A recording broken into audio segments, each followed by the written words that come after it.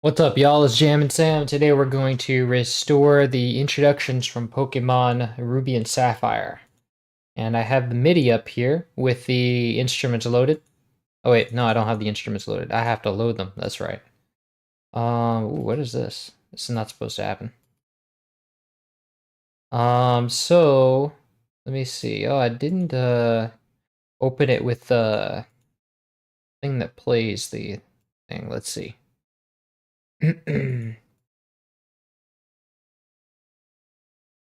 Oh, I need a new project first. Hold on.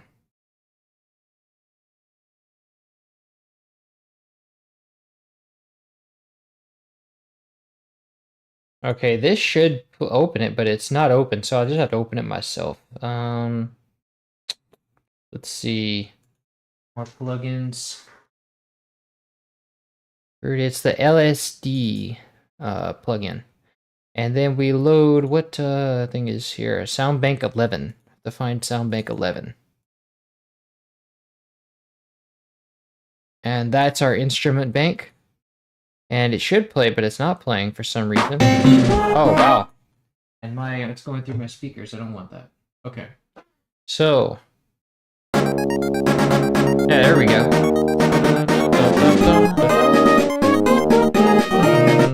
Okay, so this first track we have is a French horn. So let me solo that.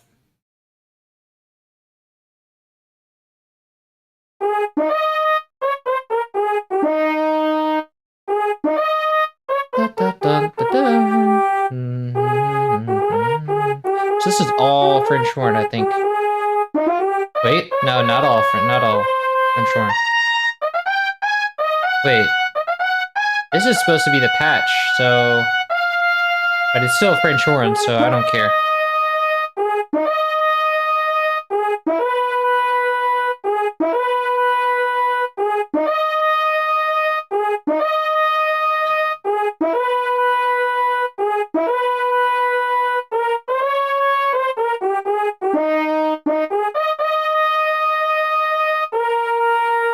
Okay, so that sounds like all the French horn. Let me play the original track just to see what exactly like for sure is playing.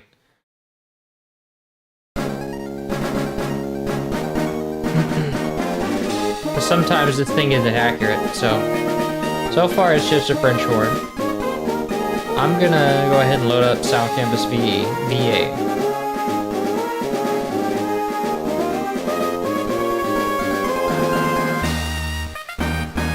Oh, it turns into a trumpet here.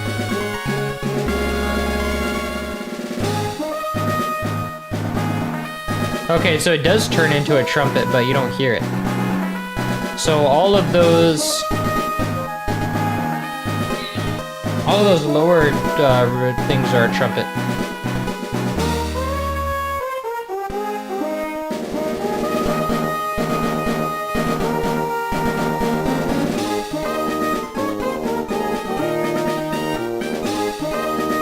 Okay, and that's where it loops.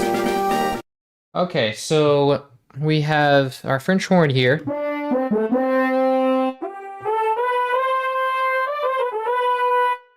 And let me take down the reverb on that, or actually just turn off the reverb because I have my own reverb I want to put on there.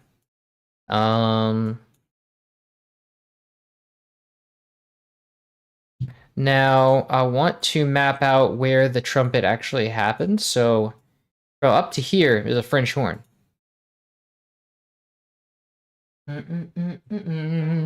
So actually, I want to select this all in one selection. So and then it's a trumpet, turns back to being a French horn here for a bar. If I Control Shift select, and then the next bar is a French horn. Every other bar basically switches from trumpet to French horn. Up until here. And then you have French horn again all the way through, I think. Yes. Wait, not that one.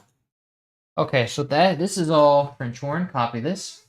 Oh, it's time. Back with more Pokemon. Yes. I'm gonna be doing Pokemon more often now. I just had some stuff to get in order. Um, so I'm probably gonna be doing it like every 3 days or so. Will probably be the move. So if I with that copied, I'm just make sure it's copied. I'm gonna go to another pattern, and then I'm going to paste this here. Actually, I want this to be at the beginning. Um, like that, like so. And then I want my volume automation, but I only want, but the first two bars are omitted, or just space, so what I want to do is this. Just select this part with the first two bars omitted. Is this going to be the entire soundtrack? Yes, the entire soundtrack will be done. Mana Wave Media is paying for the entire soundtrack. Okay, so with that copied, now I just have to first deselect this, and actually just select the whole thing just to be safe. And it's doing some, wait, no, that's not, okay, so it's not copying the first part, but I do want, so I just want to draw that in, and that'll be fine. So there's like some little volume dips here. Wait, this is the trumpet, actually. Most of that is the trumpet. You have the note trails off at the end. And also, this is supposed to be, I'm going to put this to 150% volume multiplier so that it's louder, because the VST is just naturally quiet. Hello, everyone. Oh, hello, Mauro. Welcome. Good afternoon.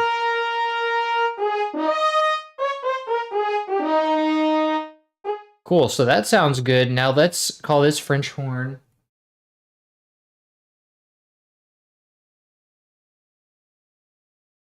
And let's give it a mixer track. This first one I'm gonna keep. Let me see if it actually goes to, yeah, 2. So this first one's gonna be for the original. Let's just call this original. And then this is gonna be the French horn. And then we're also gonna put this. Let's call this melody. This pattern, melody, and our trumpet is gonna live here too. So the trumpet is all the other places. So if we bring back that selection, let me see if I go undo and up to that point. Oh, but if I invert it, it's gonna make it a new. I'm gonna lose all that progress. So I'm just gonna have to select it again then. Let's see.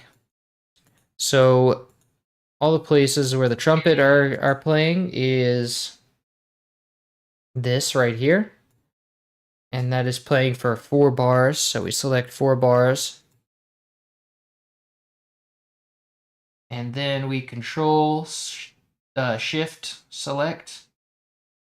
Like every other bar here, because it's like a column response kind of thing. The trumpet repeats the line that the French horn says. And then at this point, it's all French horn. So that's all our trumpet that we have. So let's copy that. And let's clone this French horn and make it a trumpet patch.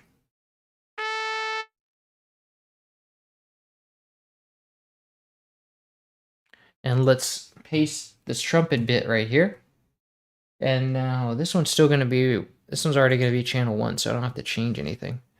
But I do want my volume automation to carry over. So this will have the exact same volume automation.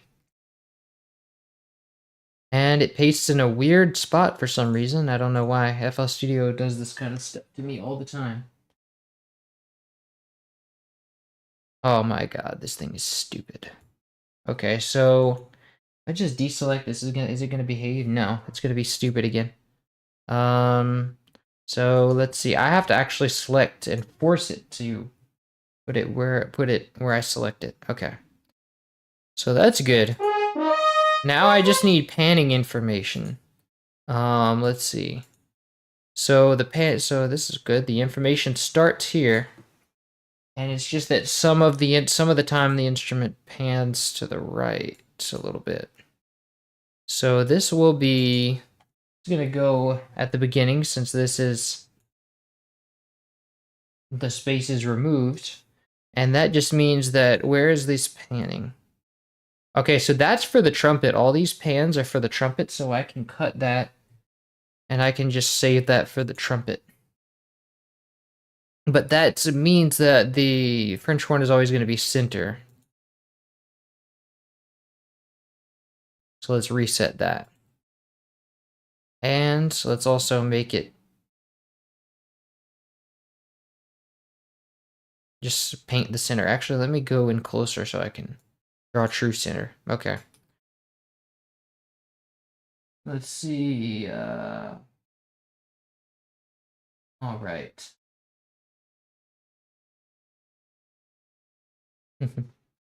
Okay. So that's good. We got that.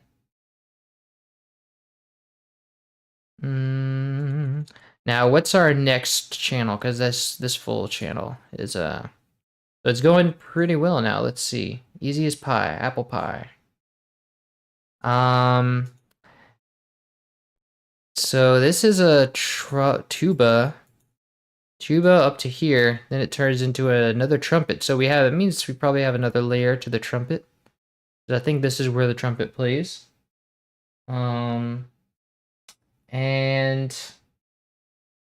this, okay, so this turns into a trumpet and then to a flute and then back to tuba.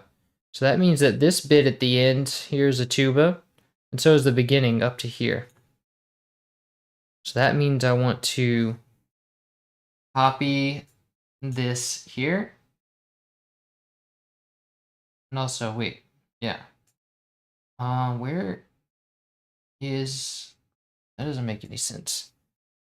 Oh, wait. Yeah, I was looking at the wrong thing. Hold on. So this part is where it switches, and then it becomes tuba again here at that last part. That makes sense because it's all bass notes.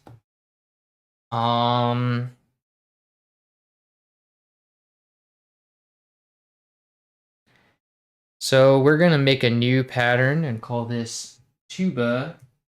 I can probably call it bass, but I don't know what other bass instruments are playing. So let's first off name this trumpet.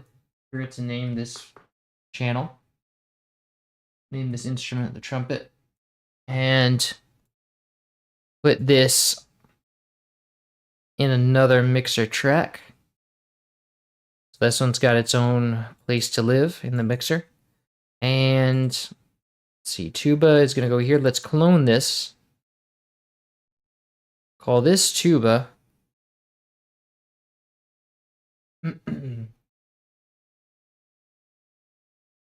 And then we're gonna paste our tuba stuff here. Wait, I have to be in piano roll to do that. Okay, so now we just change the patch to an actual tuba. Okay. Oh wait, I gotta change the channel to Alt-C to change it to channel 1. Good. Oh, but I also need to know, there's probably no panning here. So there's probably no panning here, but I just need to check. Oh, there is volume here. Look at that. We got lots of volume stuff going on.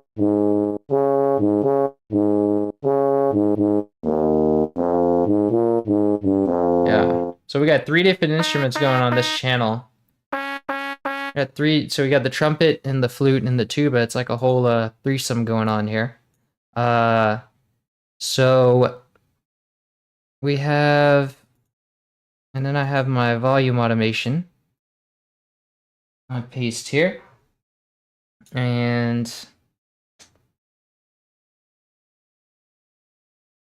yeah, so that'll do it. And some of this might be for the trumpet and the thing and the flute too. And then at the end you have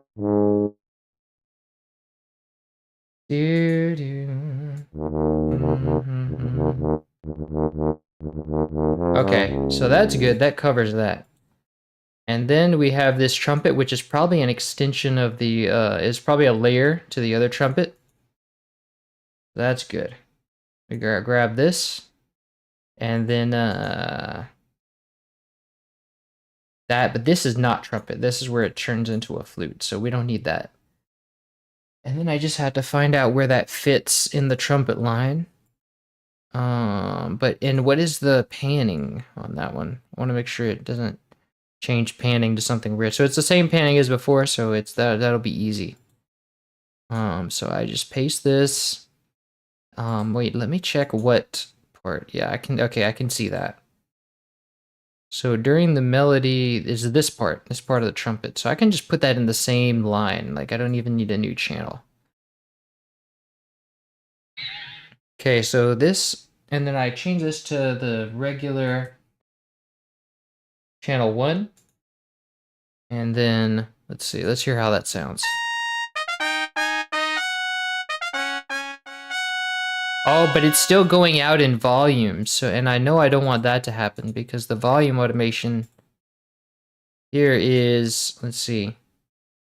Da, da, da, da. Oh, there is some volume automation here, but so now what I want to do is split the channels.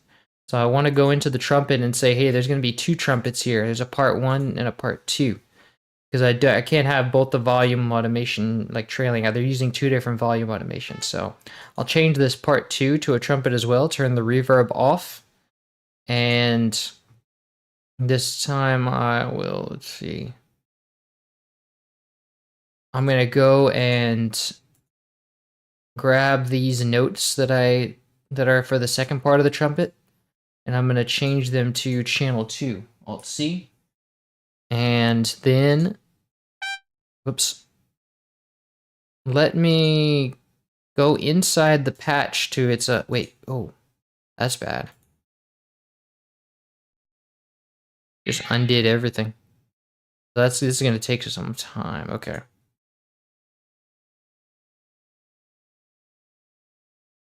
Now I have to go to generators, trumpet, and then I take the main trumpet automation and cut that, and then I'm going to paste it to the volume on 1. This is going to make it where only the first patch is affected.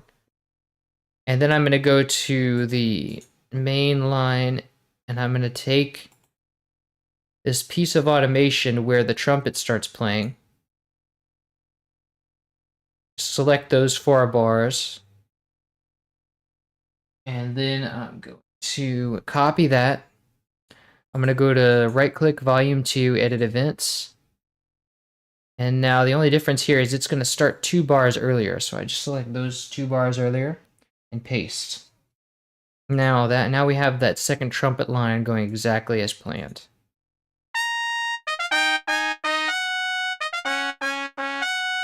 But I remember I usually have why is there volume decaying here?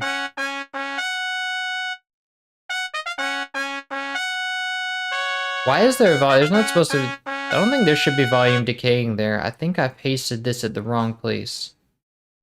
Let's see. I probably want that at the next bar, at a bar leader. Let me see when that is supposed to happen. So the first volume dip happens here, so it does need to be a bar later than I actually had it.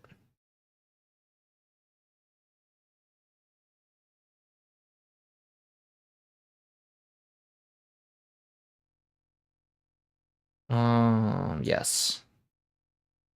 No, wait, that needs to be 2 bars later. I guess I just didn't paste it with those bars in mind. Control insert. Okay, so this line is supposed to be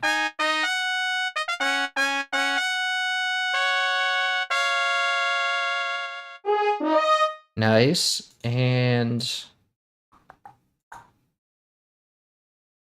so that can go away.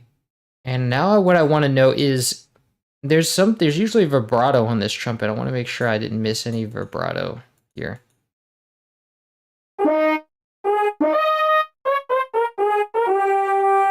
No vibrato on the French horn, at least. Oh, there is vibrato here. And I don't think I don't think the patch has vibrato by default. Let me check.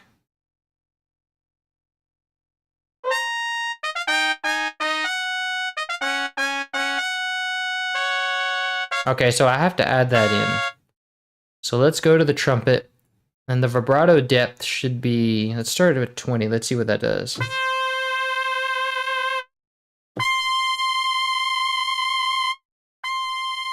Nice. Let's try that.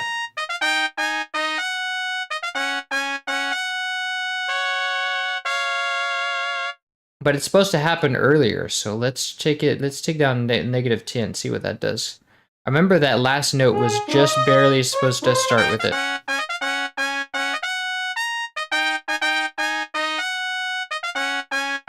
Even less. Wait, no, this is part 2, never mind.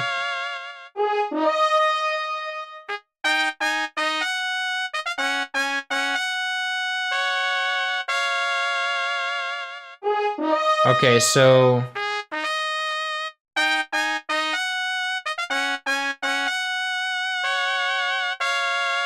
Okay, so I don't want it to be that crazy.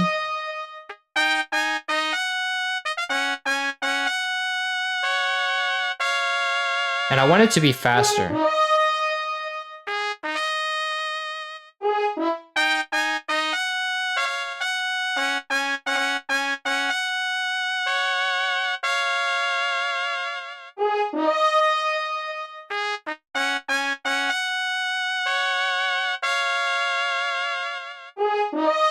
Nice.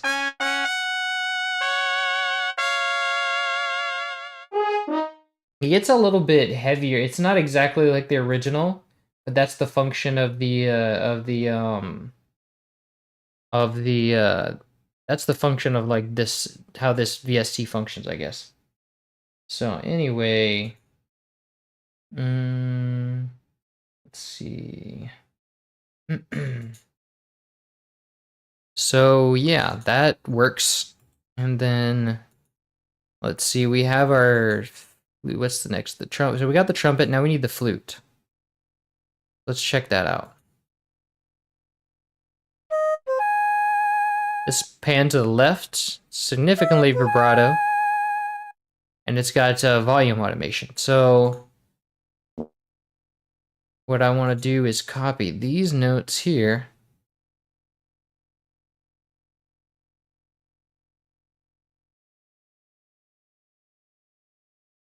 And wait, where does that happen? Oh, right here, whenever the trumpet and French horn go back up. So this part right here. And I want to clone this.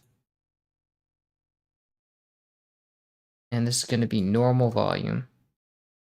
Then I want to change this to a flute, a pipe, flute.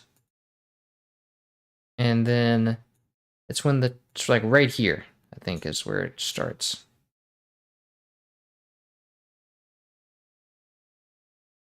And let's Alt C to change that to channel 1. Wait, no, I'm in channel 2. Alt C. Yeah.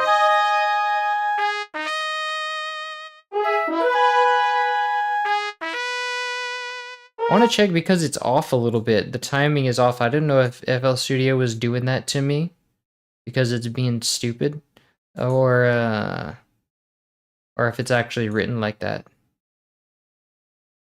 No, it actually is being stupid. It's supposed to be within half on the half bar. And I also don't want to be doing this. Well, no, I can do this in melody. That would be a good idea. This is going to start right here.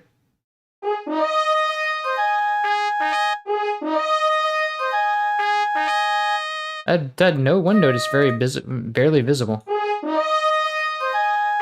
I think it's because that French horn note is the same note and it kind of overshadows that.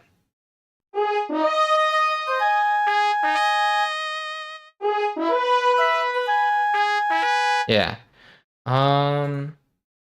So now let's see. I'm gonna need my volume automation. No, panning automation. And I just want to denote, okay, so that I can just copy that space there, that part. So for this melody, that flute is going to be here. And I'm gonna paste that here with Control I.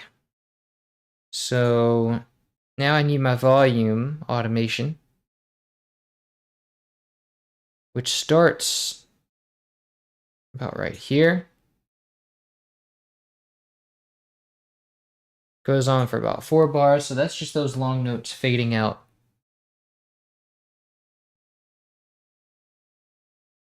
And this is going to start 2 bars later than I have written. And I'm going to paste that, and I have to put in the default thing to make it right about where that second one is. Yes. Okay, so that's good. And I also need that to have vibrato, so let me see, let me compare that to the original.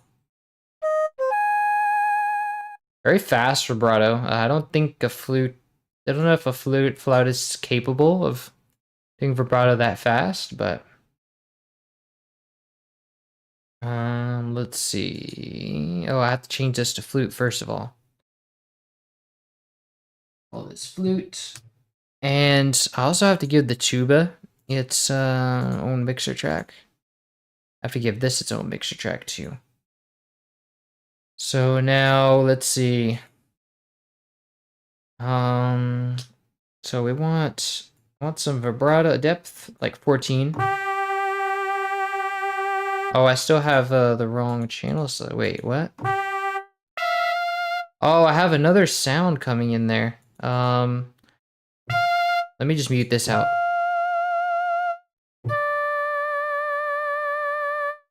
I need to be faster than that.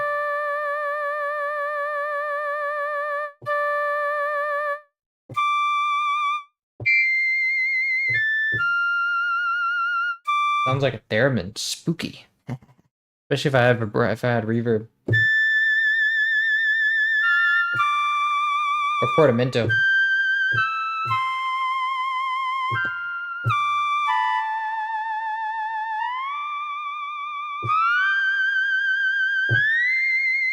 Yeah, it's a theremin.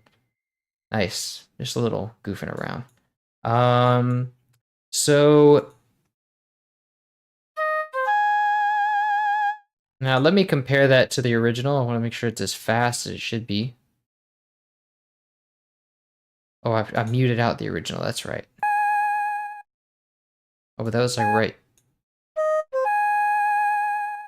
Cool. So I think it might be a little faster. I can't really tell. But I can't really tell.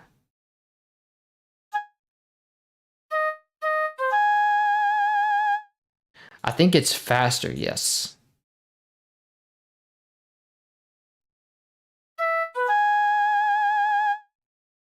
Even faster.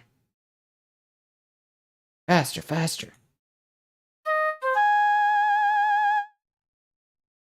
I think there's less delay. Yes. Maybe not as deep, not as much depth. Okay, so let's compare that now.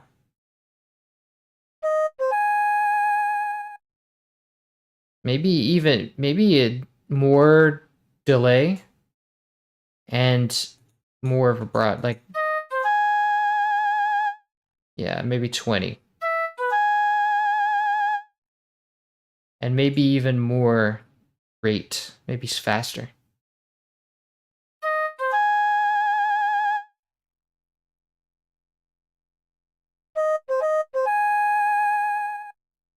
But not as much, maybe not as much depth. I keep going back and forth on the depth.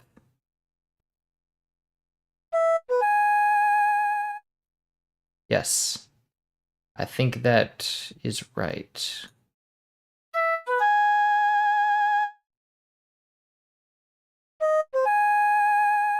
Yes, perfect. Okay. So now that's both of the both of the first 2 channels, so that's good.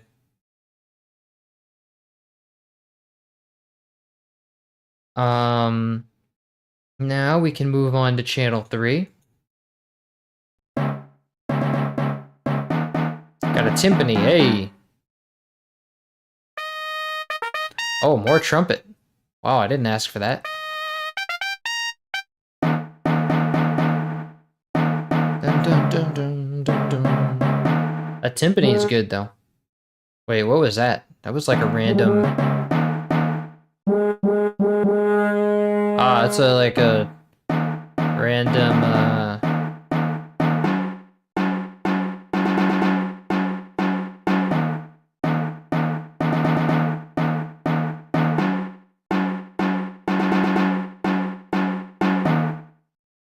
Nice.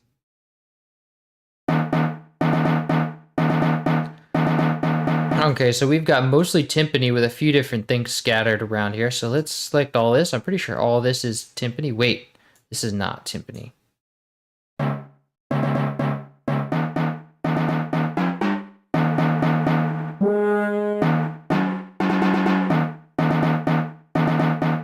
Yes, good. Perfect. Now let's...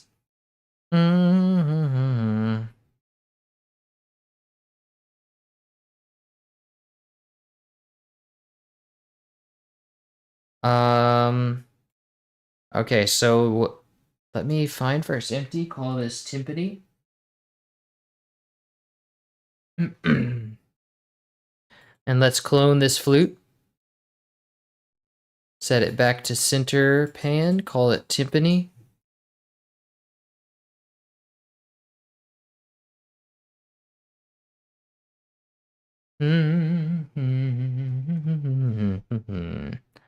Okay, so let's send this to channel 1. Give this its own mixer track and make it a timpani. Where's the timpani? I think it's an orchestra. Yes. Oh, I forgot to still have vibrato on this thing. Whoops. Take the vibrato off.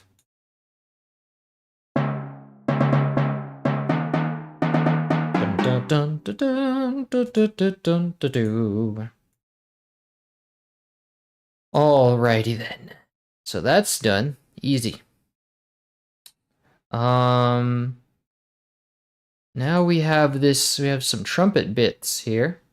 And there's no other trumpet playing at this time, so that I'm not really too worried about what's going on around the rest of the channels. Let's see, but what happens with our volume right here? We just have like a straight pan and then we have the usual volume fade outs. So let's paste this into the melody. Where exactly is it? Let's see. Let me see. Okay, right after the first bar of French horn, so this will be 2 bars behind.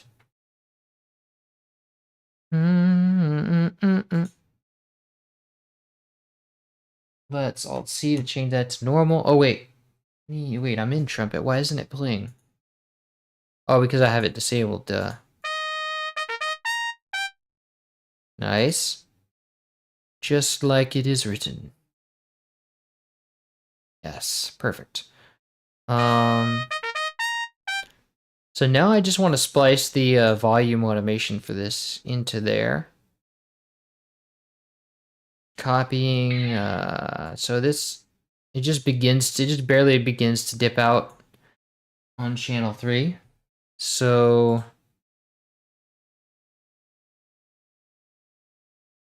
and we can use the main channel volume for this. That's fine.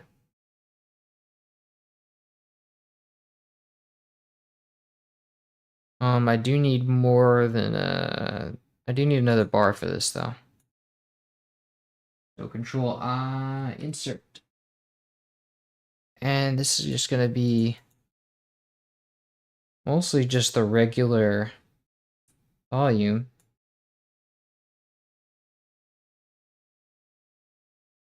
Yes.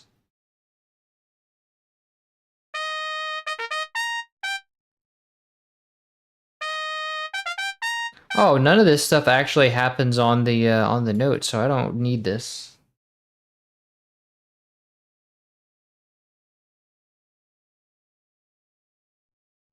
Um, let's see. So all these volumes, there's nothing happening with the volume in the trumpet. Dun, da, da, da. Wait a minute. No, I had it in the wrong place. There is something happening. It's the beginning when it starts out that it plays these things. Okay, so I just need to grab this right here. And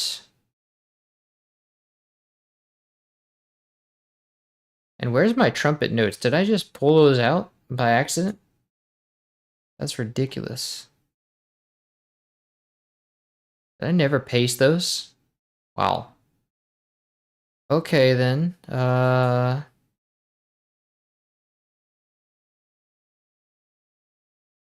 think it starts at bar 3. And so now we just want to go and grab those trumpet notes again.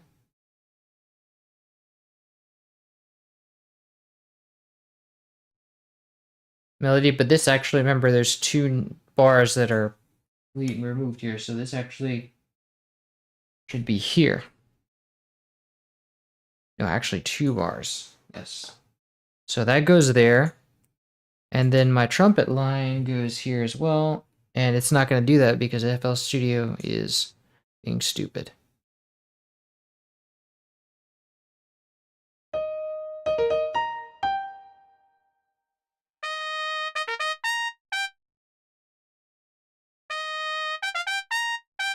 Cool. So that works. And then our panning is just a straight line. It's just a straight line, I think. So this is, it's just like a kind of to the right kind of thing. But I have to be careful not to mess up the other pannings in the other trumpet pans. Wait, where did all my trumpet go? Did something just remove all the trumpet stuff I had? What the? Wow. Okay then. FL Studio is like sabotaging me over here. So let's see. I just want to then copy these. This is not important, right? Actually, there is something happening. No, that's not trumpet though. So I need to so since I undid that automation, I need to copy it again. And let's see.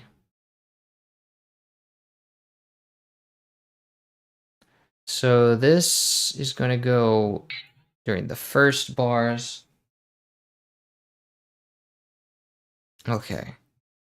And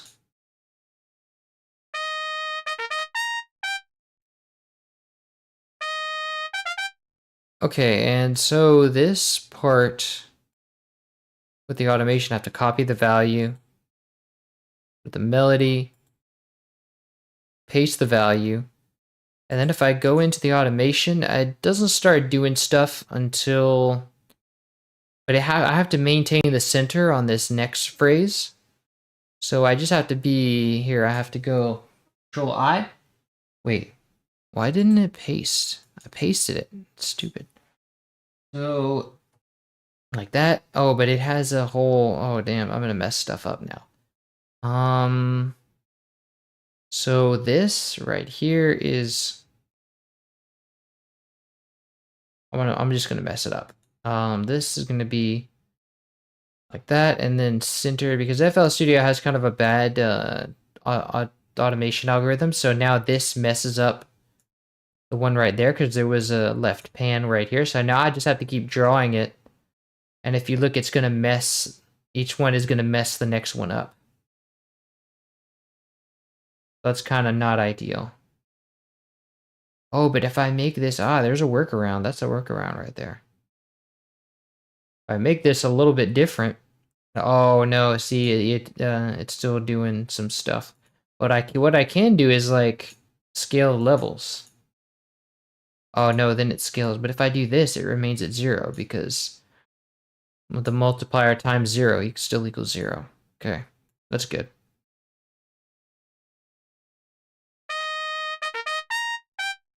Cool, so we've maintained our rest of our phrases with this cutaway trumpet line. So now what we want is the next one. And let's see. Let's see what's going on here. Oh, we got pulses here, and it's doing like some whole panning stuff. That's fun. Wait a minute, we have something else in this line, don't we? I forgot about this channel. We have like a French horn, a really deep French horn here.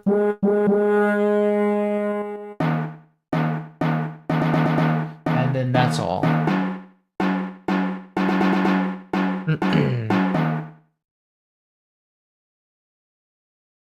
So, and that's part of some kind of harmony. So I'm actually gonna start a new channel for that. And call this harmony.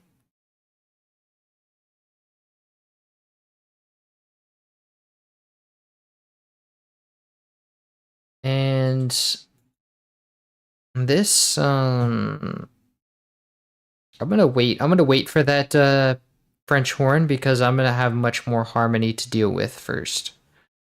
But I think this is pretty much the first of the harmony besides the tuba. And the tuba is what I consider to be a bass, so I'm gonna leave that on its own space. See, it's like it's hard to put all these together. It's like a puzzle, like navigating a labyrinth. So, but it's fun. So, this part coming back to here.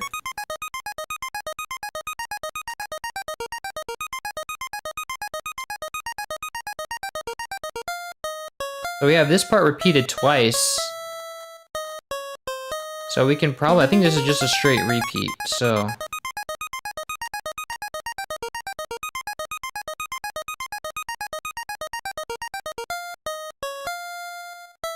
Oh, this is all pulse, because this is the PSG waveform, which means that it's the Game Boy stuff, the Game Boy sound channel, so.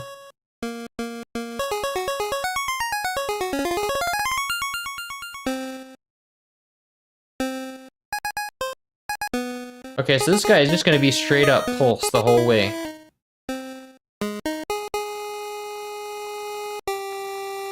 And I don't think it is represented by the volume here, so this is going to be easier than the last one. Because there's some notes that are like fading in.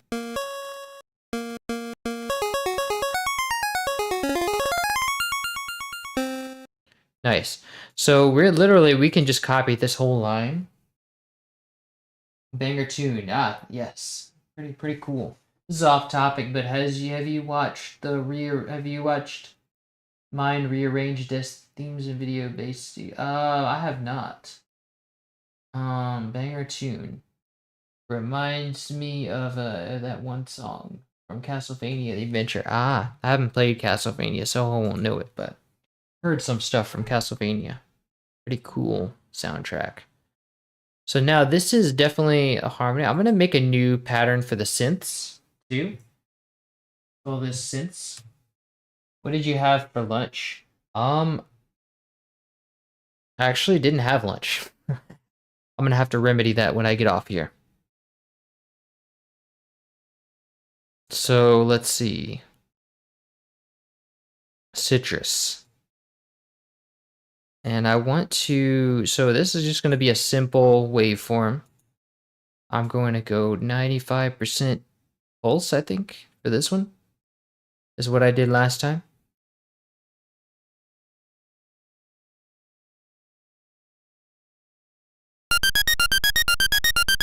Wow, that's way too high. Hold on. Because Citrus is tuned too high. It's tuned higher than the rest of the DAW for some reason. But I also don't like that sound. I don't know why Citrus does that sometimes, but I do not like that. It's like a really low quality, goes into being a low quality waveform. But I don't really know how to do that with, I think there's a way to do like a pulse, but I don't see it here. Oh, pulse, here we go. But this is a square, not a pulse. And I can't change the waveform width, so I need another. I need kind of another another synthesizer. Let's see, what else can I use? I can use Surge for this. Surge would be a good idea. Do you want to see? Do you want me toss you to send you the link of it? Yeah, sure. If you want, I'll take a listen to it. So this shape is going to, what is, this is like a sync. What is, this is not right. Oh, wait. And it's initial saw. So I need to make this saw into a pulse. I need a square first. Let's see. Where is, I don't know how to use this one quite well. This is a new one. I haven't had this problem with Citrus before. I don't know why it's coming up. And it's initial saw, initial sign. How about this? Oh, I think it's like a different thing. Let's see. Shape, wave 1, wave 2, wave 3, wave 4. Why are these all so weird? I literally just need a pulse. It's usually pretty standard.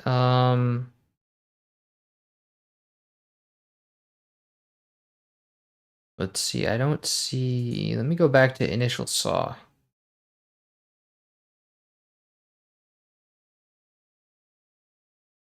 This is not working because I need a square. I need to start with a square. But I don't get it. It doesn't want to give me a square. I guess this thing doesn't like square waves. That's kind of a square. And now it's giving me this original in there. Okay, that counts as a square. Let's see. That's good enough. Yeah, that sounds like a pulse to me. Nice. So let me compare that to the original. Let's see. Oh, it's gonna play the French horn in there if I wanna. It's not gonna play me the.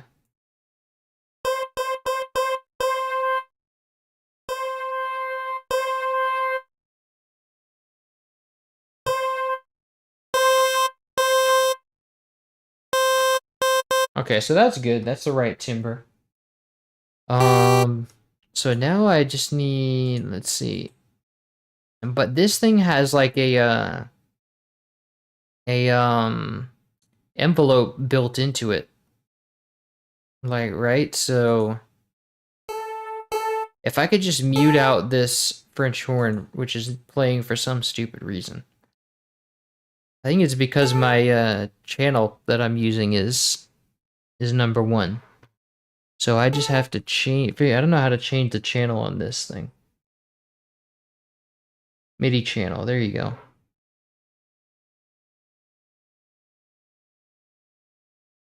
Oh, this is just taking it. Oh, here we go. Track 6, I think. No, it's always playing channel 1. That's weird. So I would just have to. I would just have to click this thing, I guess. Like. Ah, there we go. That's much better.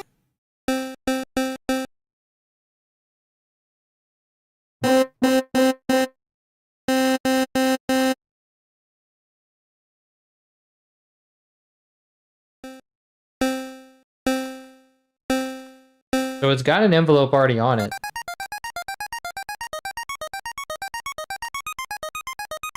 And so that means that when it changes, it needs the long form It needs the long form articulation. So when it changes note instruments like that, oh no, it's still the same.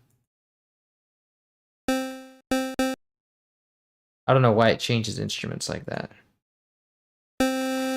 Oh, it is that's a sustained version. So what that means is I need a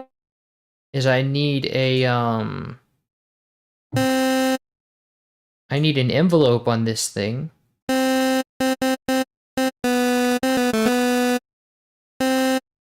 And I can't believe Citrus is really not going to give me like a pure tone. It's going to give me like a really low quality. That's crazy that Citrus just will not give me anything. It just sounds so bad.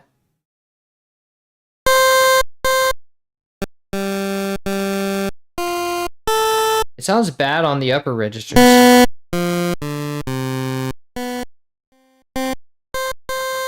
Yeah, why does it sound so bad? Maybe, I guess it doesn't make a difference if I convert the shape to sine harmonics. Yeah, that doesn't make any difference at all. So Citrus is just not good for this. So I'm gonna have to learn to use Surge. Surge gives me a pure tone. And so for the envelope on this, I'm gonna have to like weasel my way through this. Let's see, we have I need the filter envelope. Where's the filter envelope? No, not the filter envelope, amplitude envelope. So this, I have sustain, so I want like 50% sustain.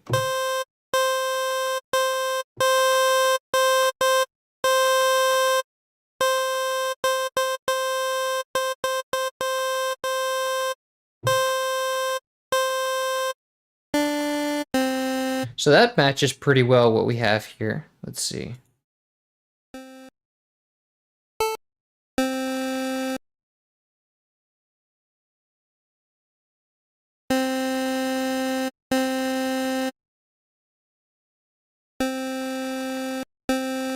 I think the shape is a little different. Let's see.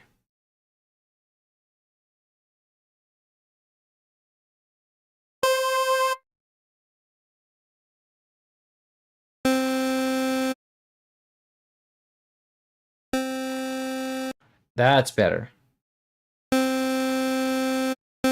Nice, perfect. Okay, so let's see. So now we have the thing going pretty well.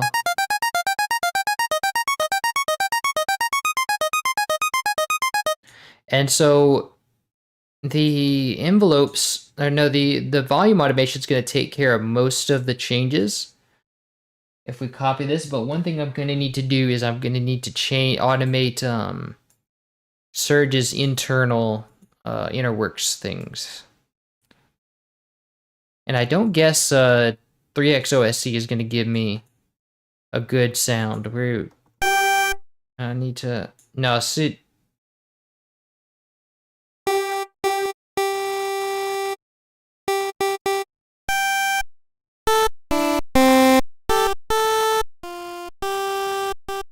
Yeah, see, that's a very low quality. This sounds terrible. Oh wait, here's an HQ button. Oh, that works.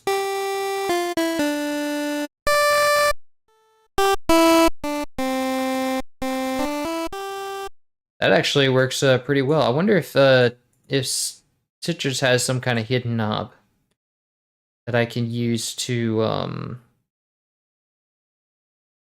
make it high quality. That's so stupid that you have to hit a button to make it like say, hey, I want this to actually be in like professional quality.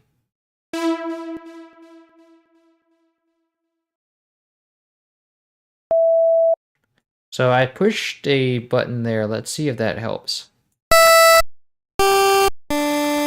Nope.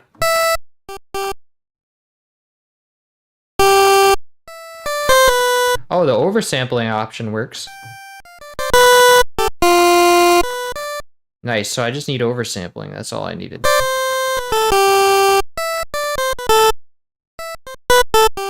Nice. Okay, so that makes everything better.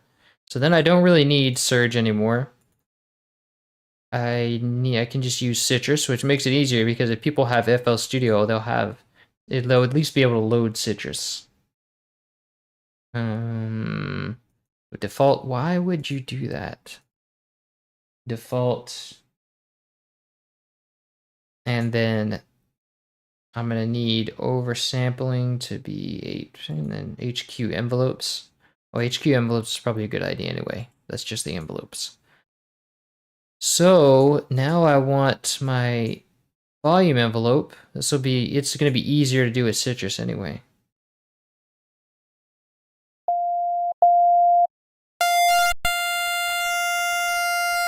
$95, I think.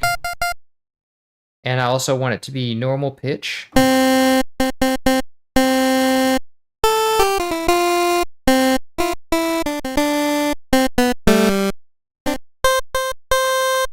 And then the channel 4 sounds like... Wait, what? What's going on there? That is strange. There we go. That fixed it. So now this one...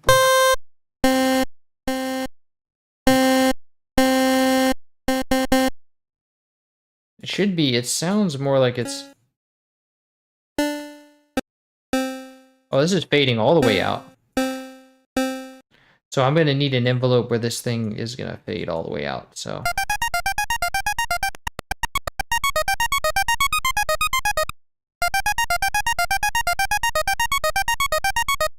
But why is it not obeying the envelopes now? Why is Citrus such a bad plugin? Oh, it is. Okay, it's just a long envelope.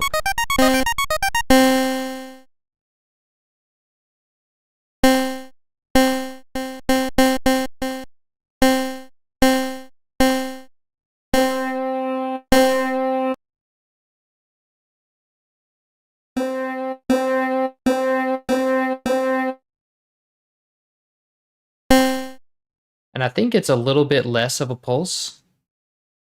It's not so harsh.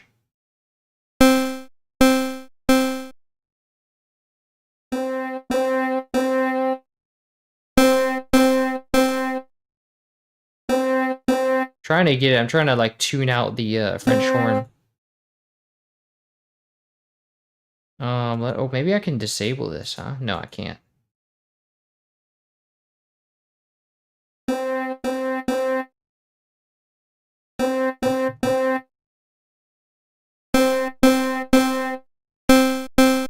That works. Yeah, that's a good one. Okay.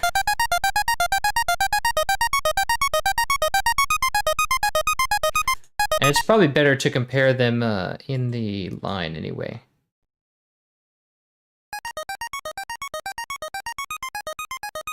Nice. Okay, that sounds good. Now let me copy the panning. No, why would you do that? Sometimes FL Studio is so stupid. Okay, delete. Now, paste. Why would you do that? Like, there is no reason to paste it in the middle of the line like that when my selection is like, the cursor's all the way over there. There's no reason. Okay, so here's the panning. And copy this. Let me select this because I know it's gonna do it in the middle of the bar for some reason. Yep, still it just does that every time. It adds 10 bars onto onto where your cursor is. So there's that.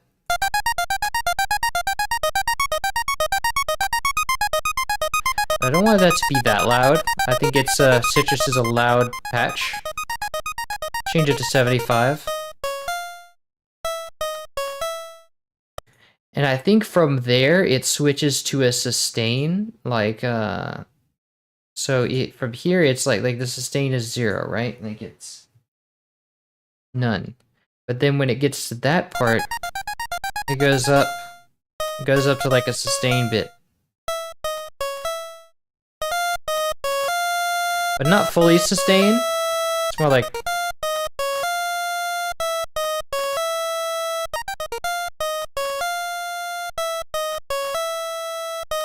Let's hear how it sounds in the original.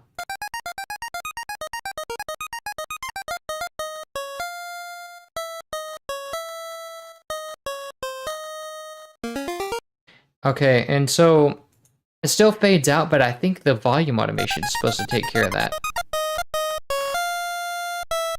And why is it not working? Did I? Oh, I pasted that on the actual MIDI channel. Okay, now this thing is gonna paste it on bar 10, so I know I can't do that. I have to select everything. Oh wait, there's still some stuff all the way out there, so I have to select the whole thing, which is annoying. Okay.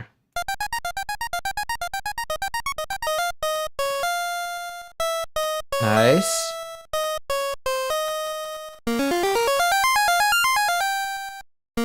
And I think at that point it goes back to the plucky articulation. Let me see. Okay, no, it stays sustained until actually the very end. It just stays sustained for the whole song, and for some reason it changes back. There's no notes for it, so it doesn't matter.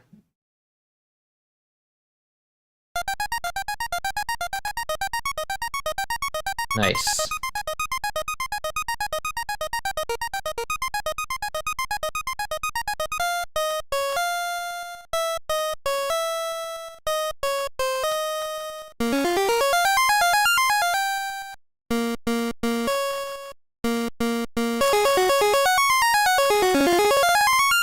Okay, now let me just compare side by side. I think it's more of a plucky articulation, which means that not only is the sustain up, but the decay is down. So it's gonna be a faster decay. So that means, wait, no, I don't want it. I don't want that automation there. I want it here to start out, and then once it goes into the sustain mode, I want it to be less decay.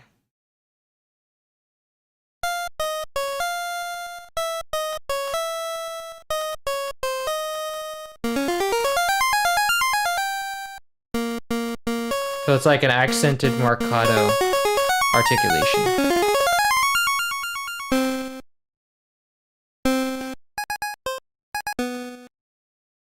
Nice. So why, wait. Nice.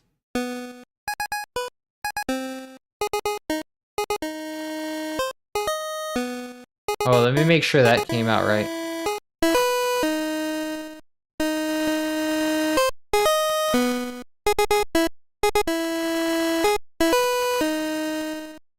Cool, so that works. Now let's call this pulse and give it a let's give it a mixer track.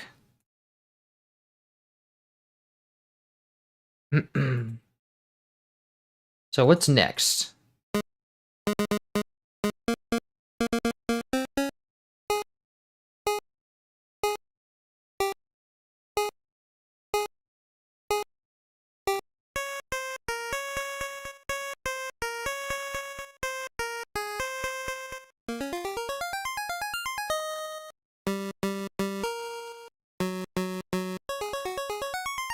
Okay, so these are more synths, but I think it's a different one. So this one's like more of a pulse, I think.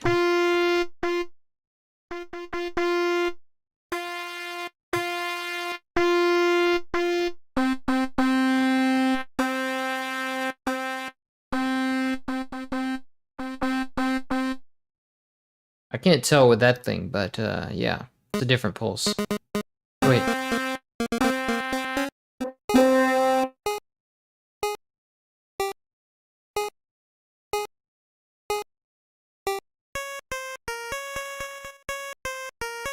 Yeah, this is definitely like a full-on pulse. Oh, and then it switches back to like square. So we have...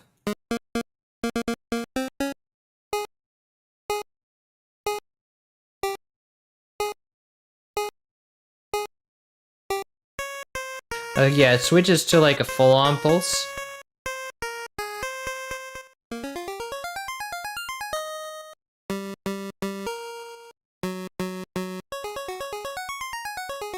I think this is like the same pulse as the other one.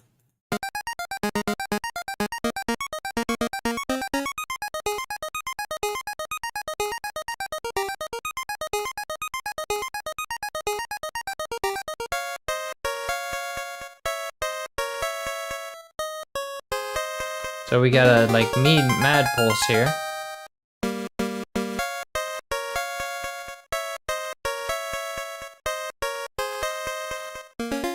And then it switches back to pulse here. We're doing an arpeggio.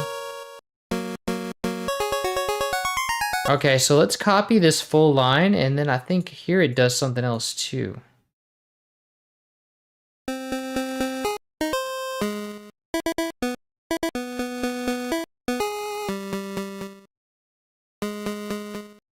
On the echoes, it changes to something else too. Like it changes to the instrument next to it, which is interesting.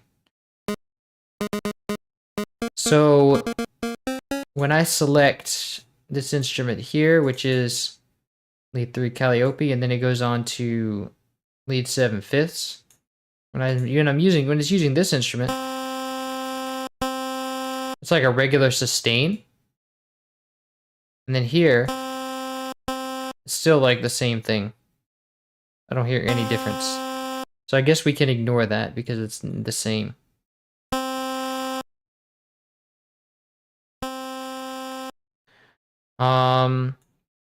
And for here, we can ignore these, I guess, too.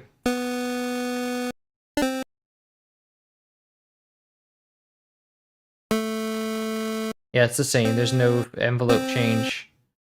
So really, it just switches between. It just switches to an extreme pulse for a second, very wide pulse, and then it just goes back. So this is for most of this is a layer.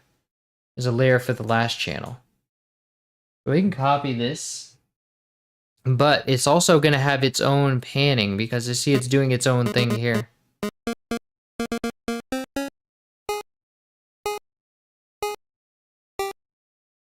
It's mostly center.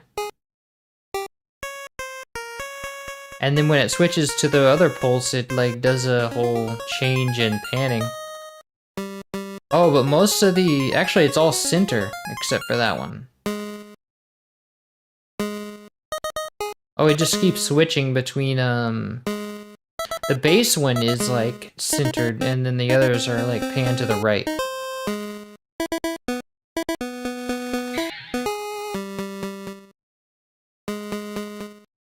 Okay, so that's interesting. We're definitely gonna need another pulse because, or I could just like use note panning, but that would mean I have to input all this stuff too, and I don't really want to do that. So let me just make a new channel. And this is gonna be pulse number 2. Let me copy this. Send it to the synths line. And then I'm going to go grab my panning information. Copy that. And now once again, this thing is going to send it all the way to some random channel, so I don't want to do that. So instead I have to select the whole thing so it pastes it at 1. And that's good. Now I just need to... I need the volume information. Copy that. Copy that. Just see if it works like that. At least I have that part selected anyway. So there's that, and but I think this one is more sustained than the other one, like this channel. Yeah, it's just a straight up pulse.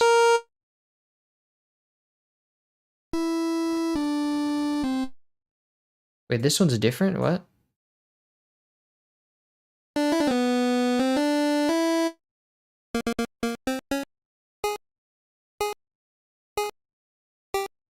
Wait a minute. Oh, this is the other channel. Never mind. Ah, yes, I was playing the other channel. Oh, it does have that, that bite to it. It does have that accent. So it's pretty much the same as the other one, so I don't need to change anything. So that's good. That'll be good like that. But I do need to make sure that the automation is right. So I need to remove these. Because was it sustain or was it... Yeah, it was sustain. So those automations can stay.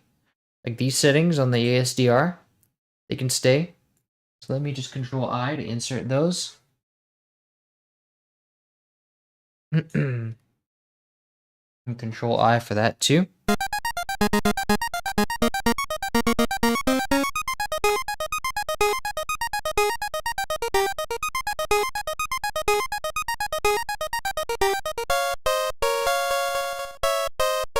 And for that part, that's those are echoes, so I wanna... This one's doing legato, but the other one has echoes in it.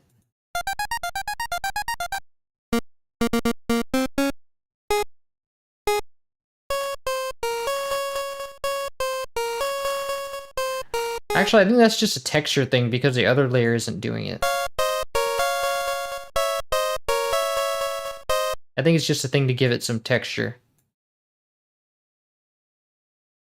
But this is definitely echoes. So this can be removed. And then I'm just going to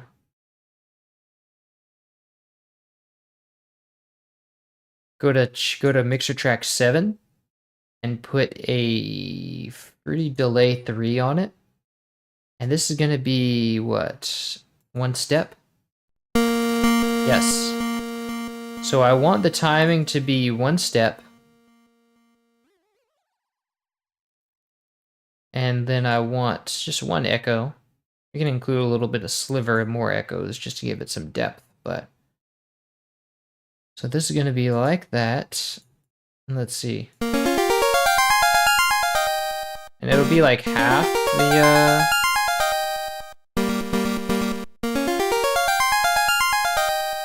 And then we can, so then we mute it out. So we only want it playing on the arpeggios. So it can be by default muted. And then on this bar, it comes out to play. And then it goes away. Oh wait, that's a bar too early.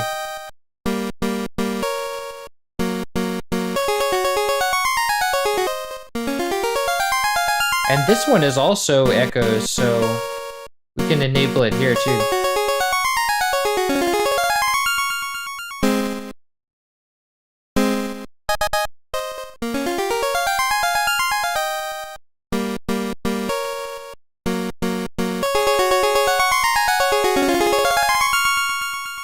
So, let's see. I think the delay, yeah, the delay is staying the same timing. So we just remove this.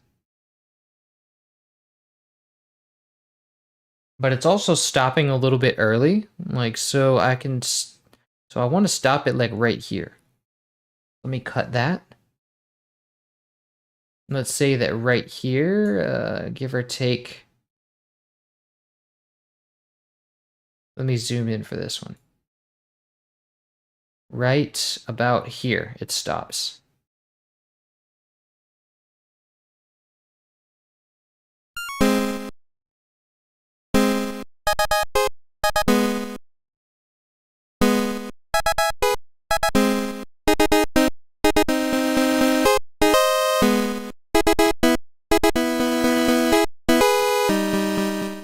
Nice.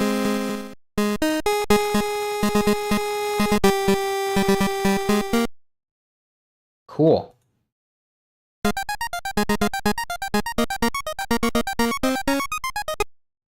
Nice.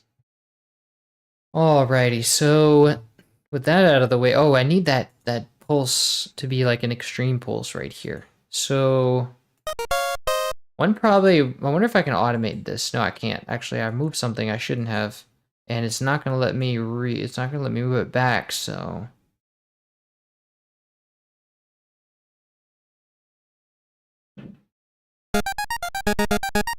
Let me see if that sounds right, if that's the right tone I want.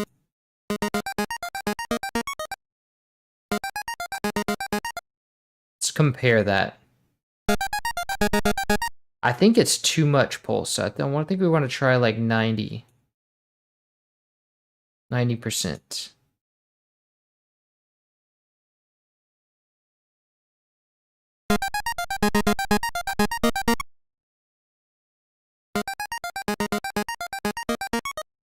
That's sounding better.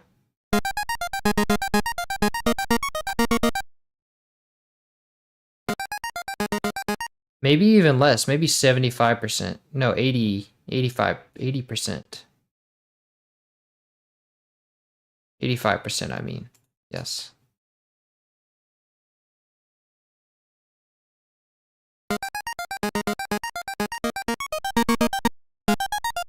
No, that's too much. How about 87?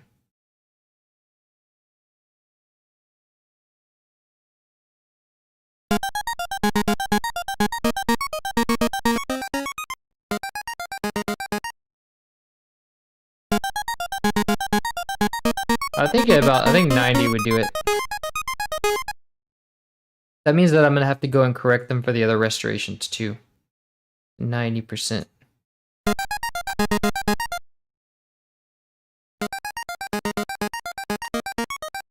Yes, okay, that works. But now this one is going to be extreme pulse. It's gonna be like 100%.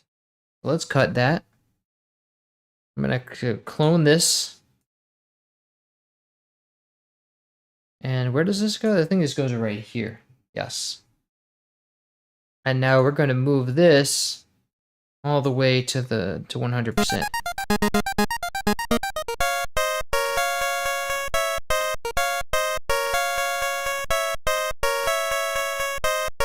And I do need that volume automation here too. So, let's see.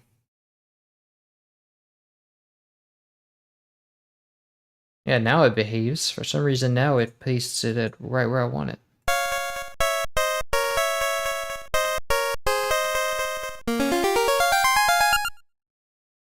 So let's compare that. We have...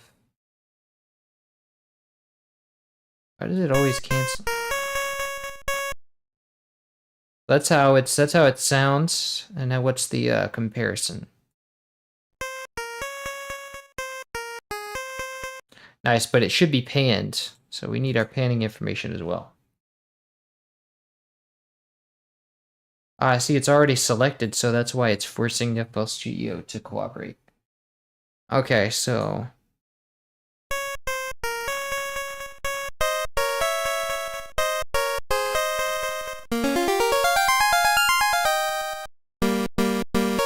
Nice, okay, that's beautiful. Now we have... what's next? So we have our... 2 of our PSG waveforms. I think we have another one. Oh, yes, we do have another one.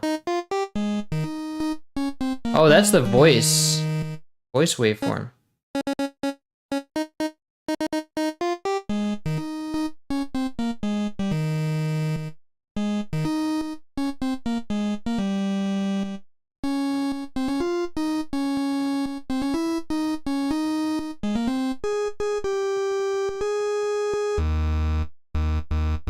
There's a different one right there.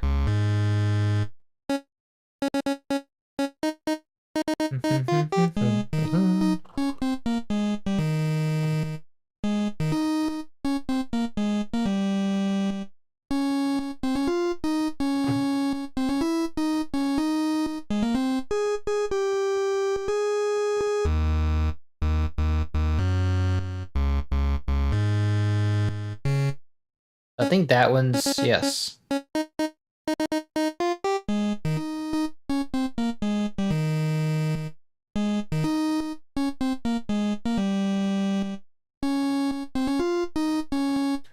So if I put that into, if I put that into Citrus, I think it should remaster it a bit, given that it's going to be oversampled. And I can like clean it up too. Let's see. This is going to be in the original, it's where?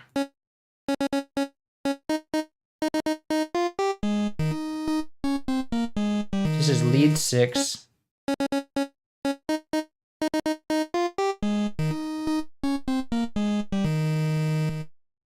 Okay, so if I go and open the sound font for that, see, where can I find? Wow, this thing didn't even save my spot. Okay, so if I open the sound font for that, you guys won't be able to see this, but lead 6, voice.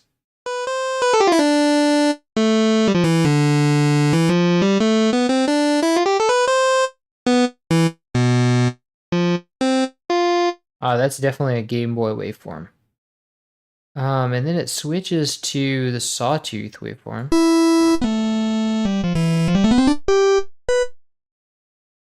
But sometimes it switches to the Sharang. Oh, I think they're the same thing. But this is different, so I need this. I want to save this sound.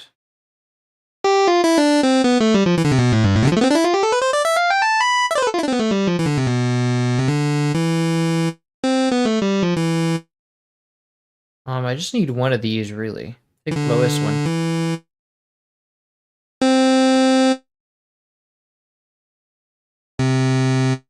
The lowest one will have most fidelity, probably. Okay, so now I'll save this.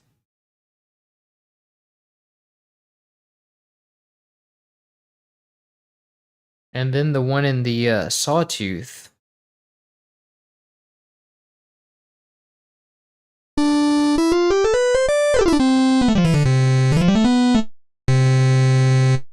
Take the lowest one from that one too. It's gonna have more overtones. So these two waveforms are what I kind of want to try to emulate. So this first one, let's see, let's drag that in there.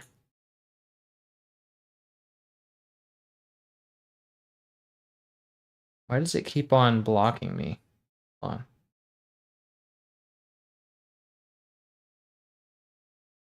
Okay, so that's an interesting waveform. It's like it's a square, but let's see, I need to reset now that I've removed the sound font player.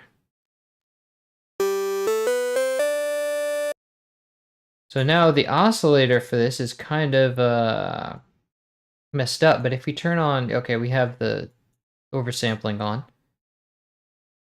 If I remove these things, that just makes it sound too different. So let me drag back in the thing. But see, it's all these steps are like the low quality in it, so it should be more curved. I don't know how to make that. All right, let's see but removing this kind of makes it less curved. But I should be able to draw a waveform like that. Like, there should be a way. I'll have to go and remaster that later. But for now, we'll just use the one that is supplied with this. So we have this one and this one.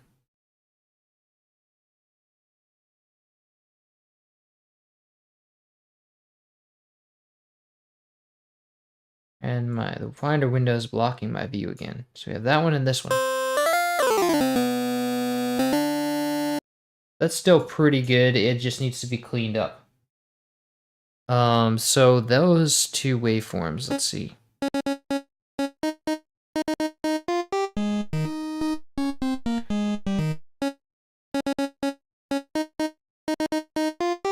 So we have the first one, and then the second one. Let's see. And then it stays that one until the end.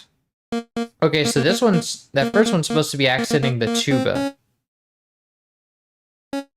So we have the one that's like layered with the tuba at the beginning and the end. Select that, and then select the beginning part. Control Shift select, and Control C, and synths. This will go into the first one. I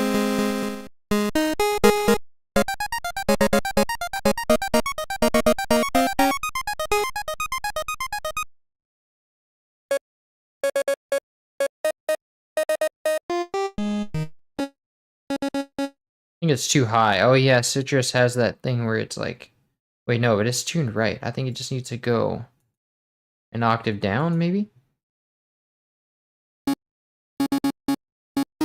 Or is that the wrong wave? Because their name is something weird, so let's see. Probably needs to be this one.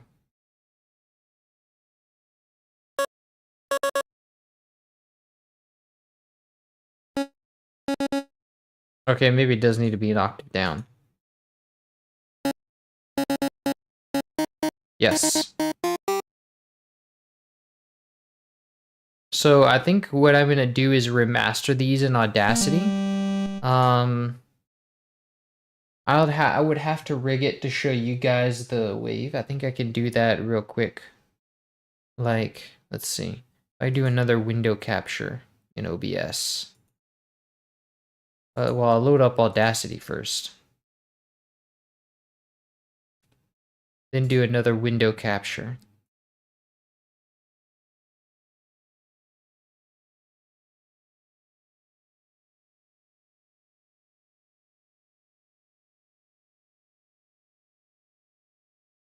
Okay, so you guys can see this now.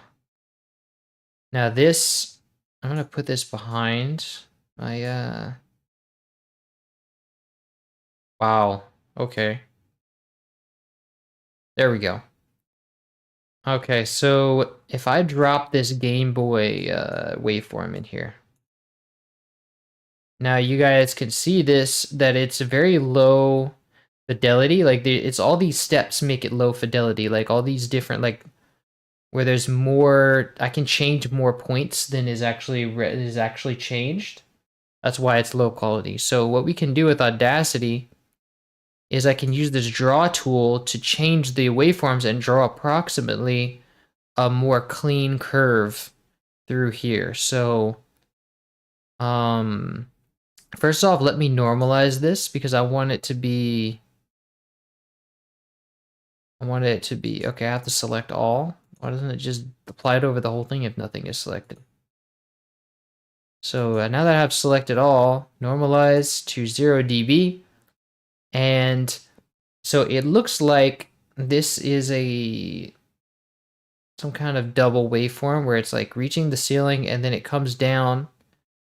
I'm gonna zero in on this curve right here. I'm gonna say that we want, first we wanna set these points, right? So we have these points. I'm gonna smooth out the curve. I wish I could make this bigger. Can I make this bigger? Yes. So this, we want to smooth out the curve. We have like very many points to choose from here. I just want to smooth this out really. Like all the way from here to here. I want this to be like a smooth transition.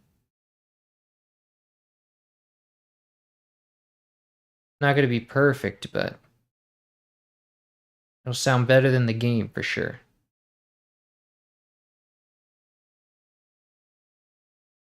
And now this is going to be a big one. This is where it changes a lot. Like where it goes a fast curve. So we want this to be like the fast curve, but actually I changed that meeting point. So I want it, oh, what? It just undid everything. So I can't, so don't make a mistake. Yes, it'll be very consequential like that. But I have these others that are all like the same, so.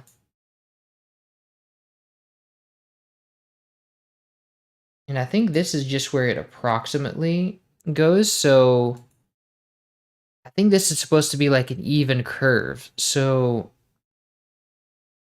what happens is you want to do like a,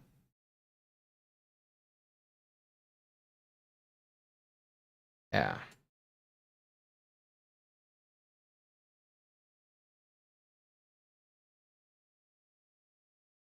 I wish I could smooth that out in some way. This one came out pretty smooth, but this one's not really. This one was up here too. So now this,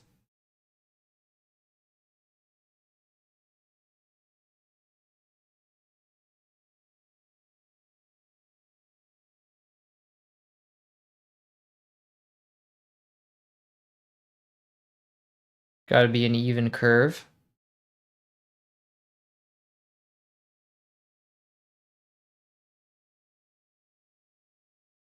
And then this, that one came out sloppy.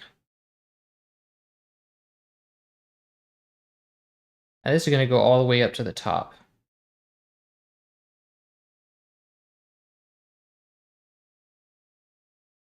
And then this one,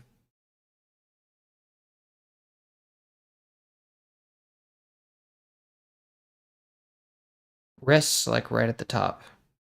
I guess it's just flat like that. And now you won't be able to hear that because it's like that, but we save that, export as wave, and I can take this to the Pokemon project folder that I have. Just drop it in there as a like remastered version. And no, I don't want to save this project. And then I want to open this one with Audacity.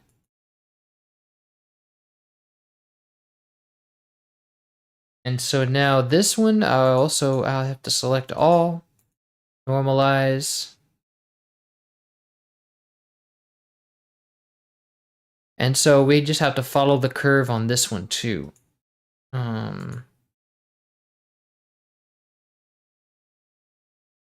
So this one is, wait, this is, okay, so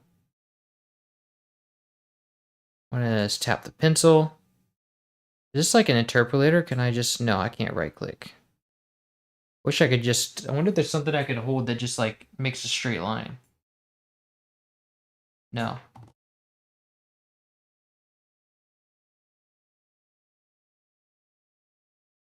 No, that doesn't work. Maybe Alt? Alt paints? Ah, I can clean it up with Alt, I think. I think I can make the curve smooth. So let me undo that. And let me,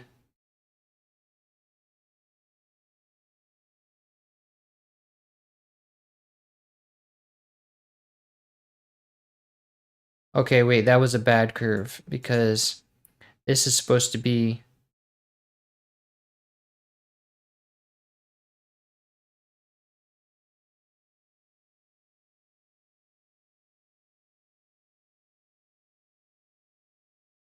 wait a minute, this is supposed to go down really fast.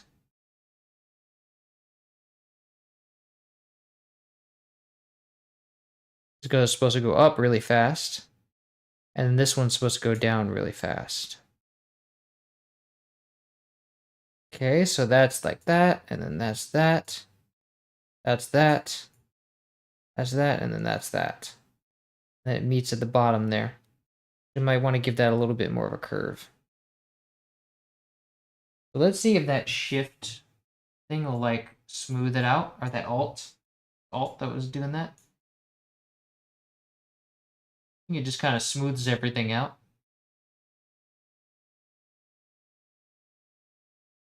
Yes, perfect. Do this one I want. Okay, so that makes everything a little smoother. I like that. So now let's export that as wave. And I also want to use that tool to smooth out the other one. Like if we close this and open the other one,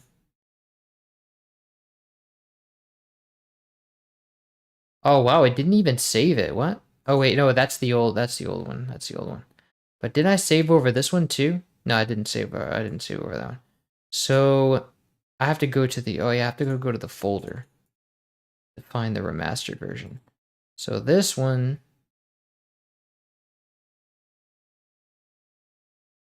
pretty messy. Oh, I didn't even do the whole wave. Wow, I missed some of that. Let me just do it over again. Let me do the old one. Go grab the old one real quick.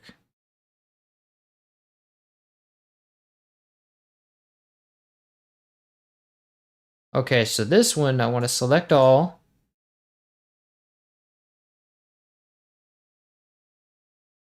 Normalize. So this one's gonna stay like right there for some time. Um, and so now with the pencil selected, I want to, at least this is like, make it the same way.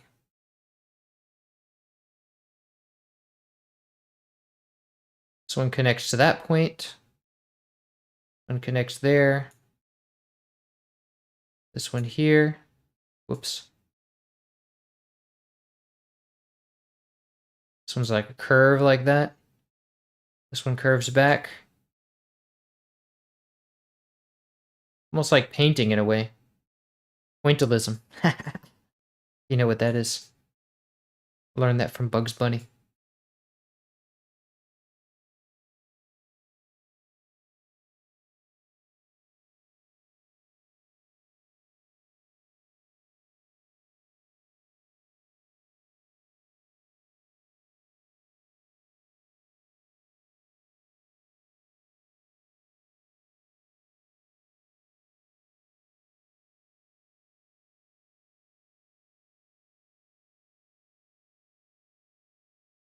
Okay, so pretty good drawing. Now I wanna like clean it up with this painting tool, paintbrush. Yeah, look at that. That's nice. I feel like Bob Ross right now. Draw a happy little curve waveform thing. Game Boy waveform. Oh wait, no, I don't want it to be like that. It has to connect with the other end. Okay, so that looks good. So let's export that as wave onto the original one that I had.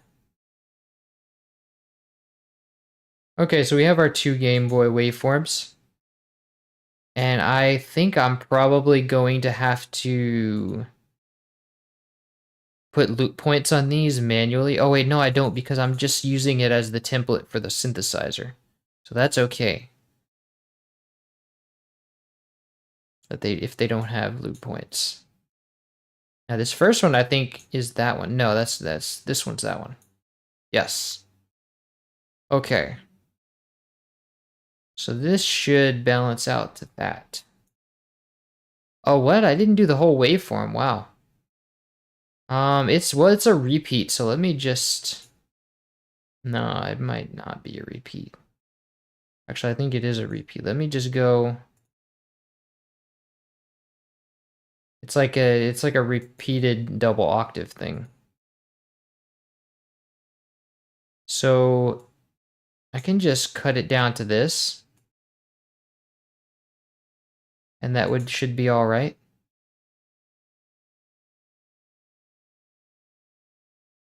Now if I go and nice, and then this one's all right, even though it has a repeat, but it's also kind of, I could probably cut that one down too. Let's see how that does.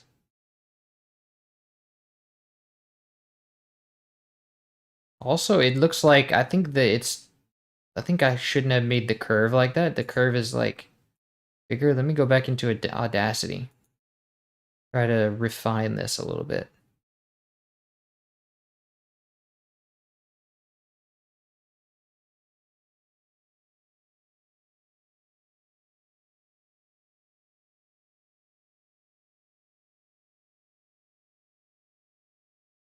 It's just so hard to make a really refined curve. around here. And now with the alt, use the paintbrush to clean this up. And also this part is going to be like a, you need to zoom way in on this.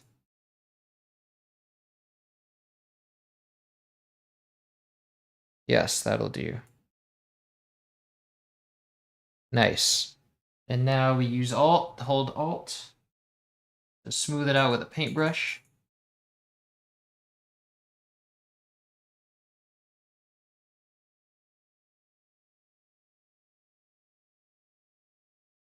Nice. Oh yeah, I have to do that up here too.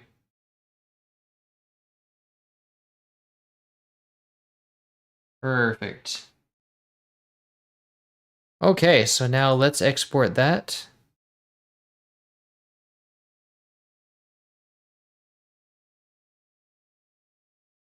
And I might trim this down to just the one vibration. Yeah, because I think this is like some kind of glorified, but it has that spot at the beginning, so. But I actually don't think I want this to be like a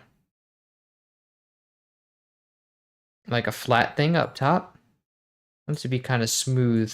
Because I think the waveform itself is like. I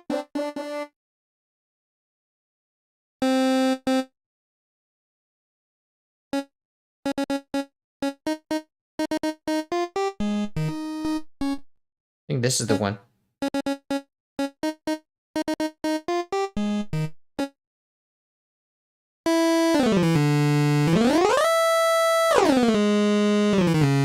Did have some squareness to it.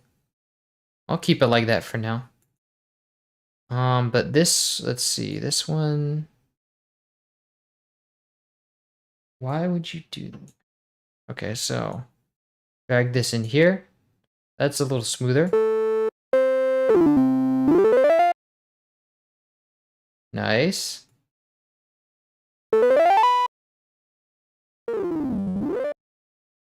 Okay, so I don't remember if I had did anything to uncopy those other ones, so let's see.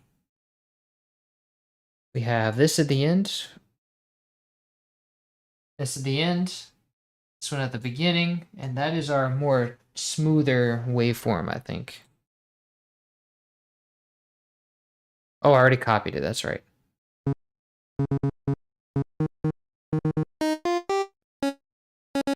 And that is supposed to be actually that's the right octave, so it was originally the right octave, no, it's not.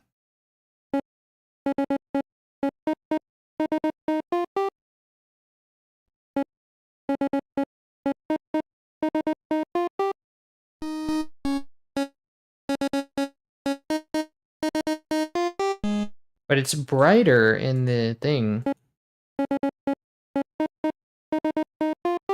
Maybe that's because, maybe it's not supposed to be like a loop. Let me see, why is it such a dark waveform? Gotta have some kind of overtones to it. Let me go and sort of fix these again and like fix the rest of it in Audacity and see how it sounds muted. Although I do think there's like a function for that now. Let's see. So now I just have to go and kind of do like this. Like this. But this has to be a smoother curve.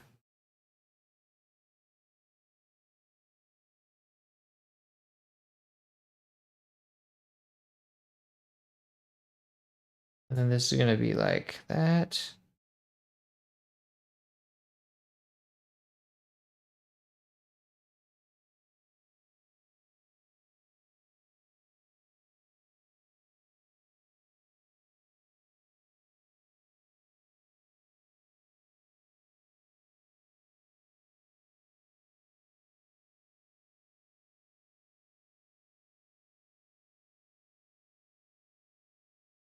roughly what I need.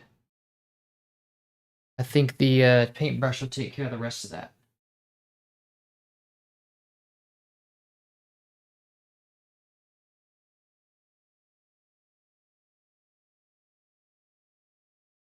No, it wants to clean that to the center, but there's a yeah, it has to be down there for the thing. Okay, so that's pretty smooth. Let me export that again.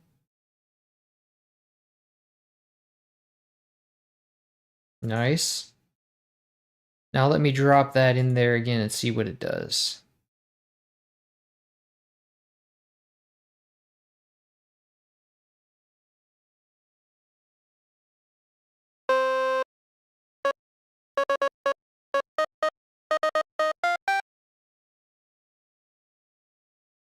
Okay, so that I think that was necessary. Yes. But it's still not bright enough.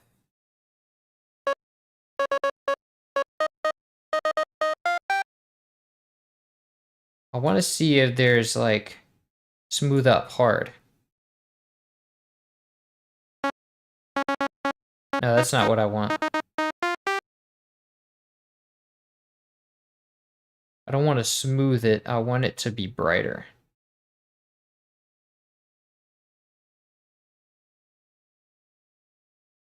Maybe if I reset the phases. Nah.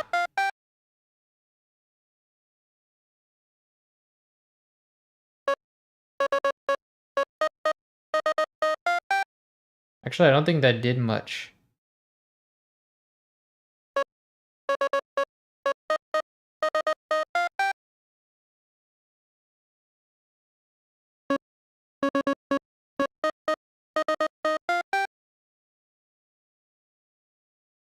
So I think we can brighten that up in post.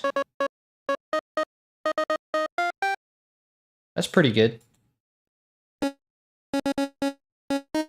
It's also a lot brighter because it's low quality.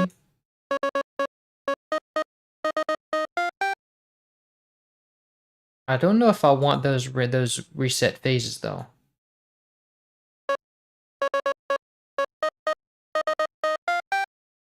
Nice. Okay, that works. But I want these. This is like a completely different sound, so I want these to be on a new new waveform. Let's see. Call this synth 1, and this is synth 2.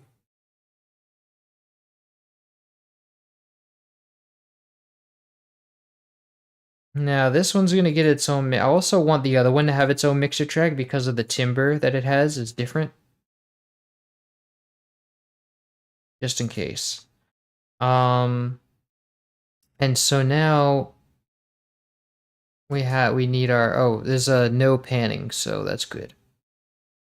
Wait, is this the wrong? That was the wrong one. There's actually no panning information here at all, which is interesting to say the least. Now volume is all the same, no changes. So that's good. There's really nothing there's really nothing different going on here. So it's just straight up the waveforms, I think. So now I just need to select everything but this and this, and Control I to invert, Shift I. It's amazing how much better the SNES quality is than the GBA, even though it has less capacity. Yeah, the GBA had much less bass because it was a small speaker, and it had the GBA had more channels. But the sound quality, they just took better care in the sound quality. I feel like on the SNES, the SNES sound chip was I don't know, they just did it differently. They really worked hard on it. And actually, a lot of people know this, but some people might not. The SNES sound chip was actually invented by Sony. Sony made that sound chip. That was before the split. When and what was Sony's part of the SNES became the PlayStation 1. and Nintendo's part of the SNES became the SNES. Like everything Nintendo did just became the SNES. But they actually worked together on that sound chip, I think. SBC 700 was better. Yes, it was a lot better. Definitely sounded better. The GBA just sounds like a straight sampler with like a low sample rate. But this part is okay, so that's where it belongs, yes. And now that's supposed to be that sound.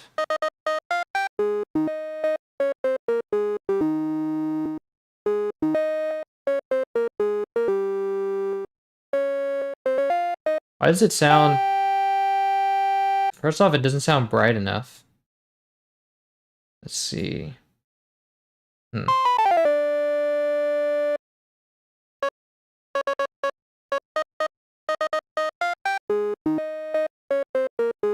Why does it have that change in it?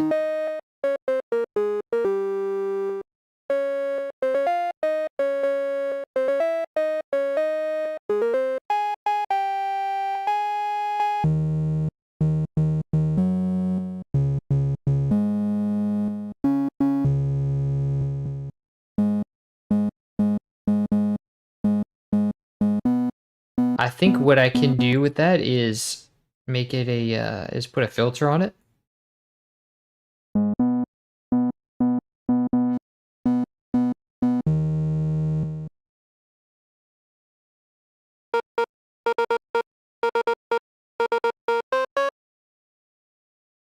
Let's see. High shelf. Yes.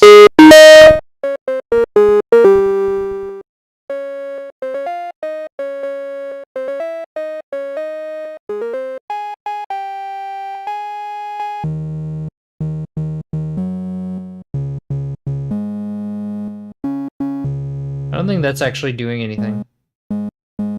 Just put a high pass on it.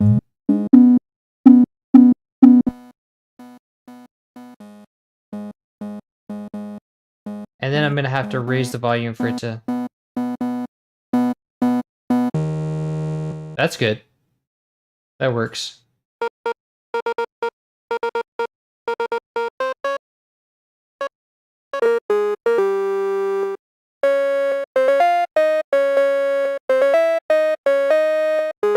But it's still like popping somehow.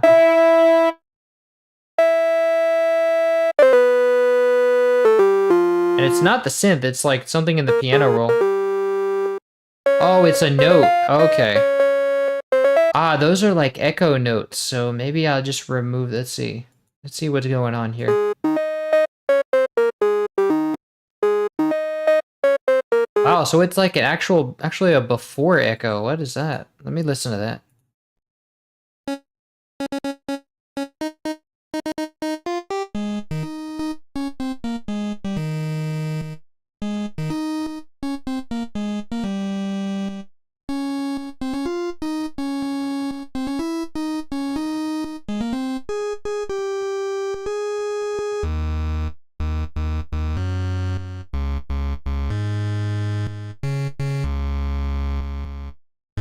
Okay, so this one's gonna have to have more grit to it.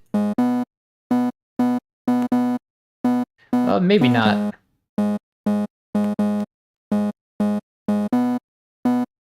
Oh, but I forgot to listen. I forgot what I was listening for. Let's see.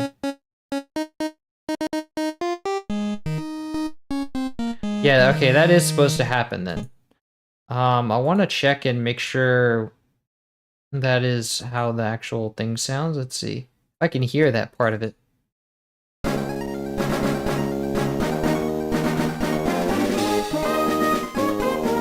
I can't even tell, so I guess it doesn't matter.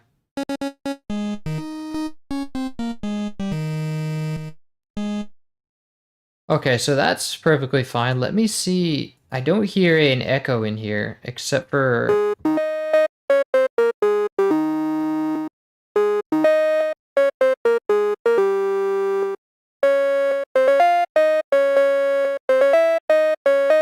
I might make a less interpretive version later of this sound, but for now that's going to be the sound.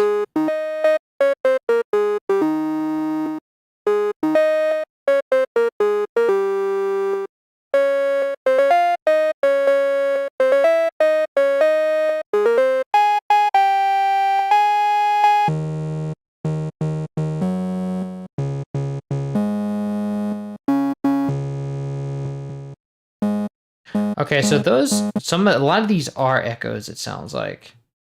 So not this one, but this one definitely is. And this one is too. Wait. That one is, yes.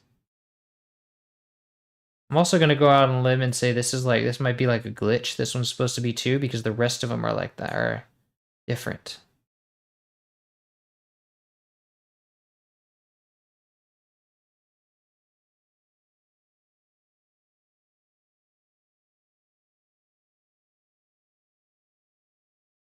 And so this one is, these two are,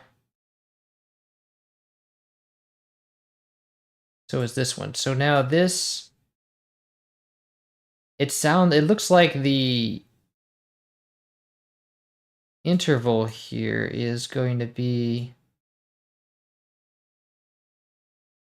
there's different intervals because the first time it was half a step. No, it's a step and a half. That's a step and a half. Wait, that's 3 steps. 3 steps.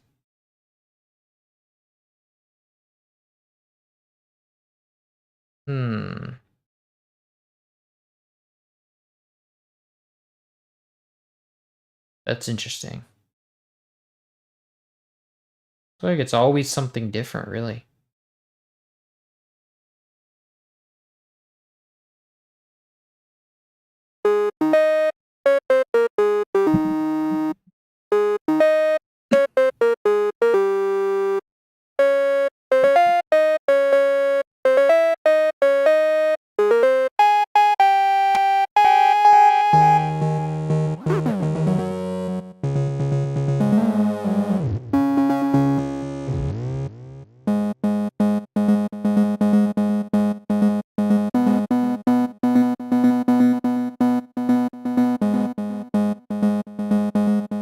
And I think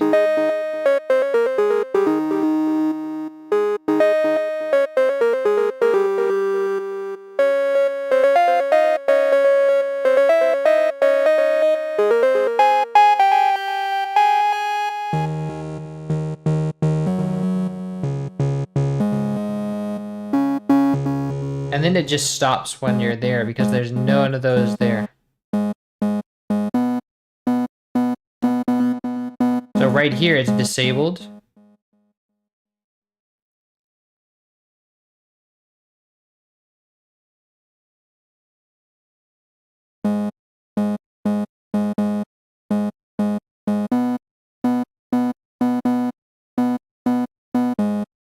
Oh, but there's one there, so it returns here.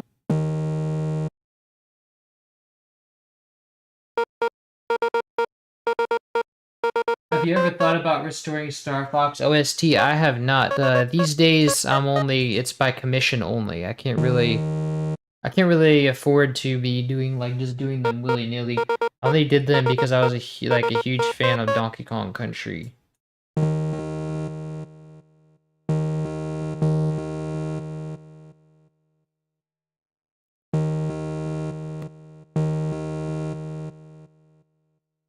So that kind of gets the sense of it. Let me listen to that.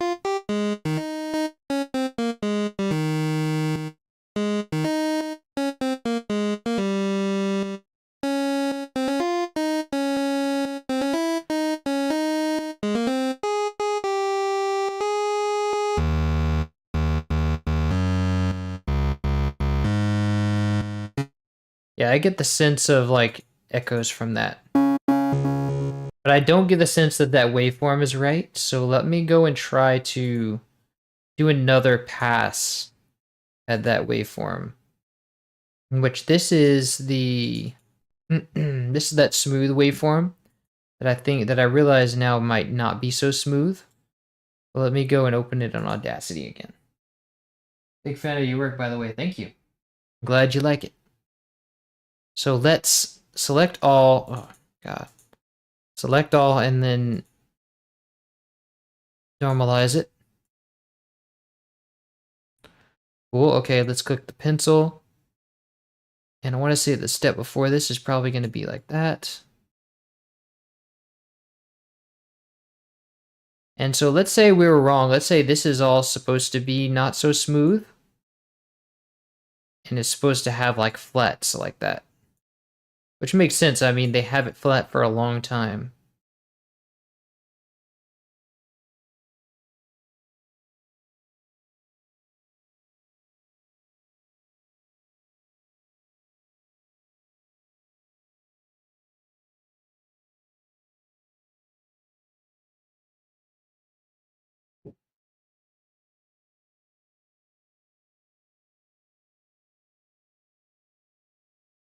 Okay, so that works. Now let's smooth it out with the paintbrush. Actually, I want to smooth this one out a little more.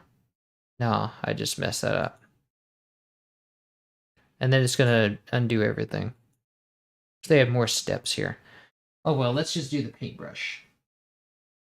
This came out pretty smooth. I don't need to do that much here. Nice. This needs a little smoothing out. It's not a problem.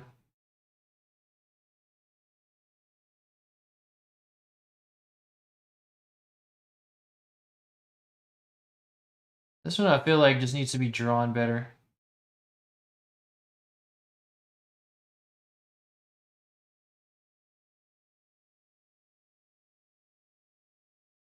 Nice. Okay, so that should be better. Now let's go and replace that.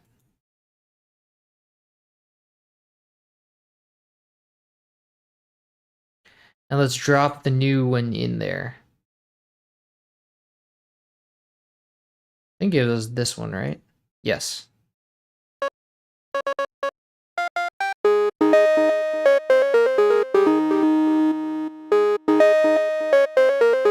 Nice, it's brighter, for sure.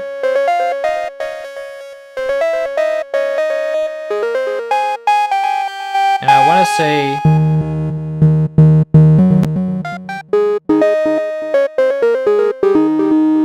Nice, I don't even think I need the thing anymore. Let me see, let's see how that stands up.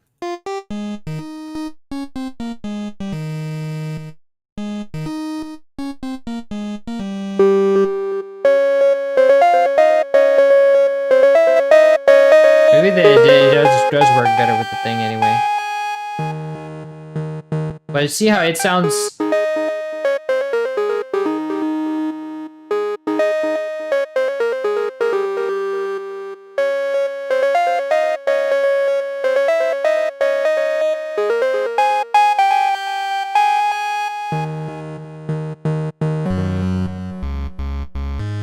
See, it sounds less square-like now. It has more of a curve and more detail.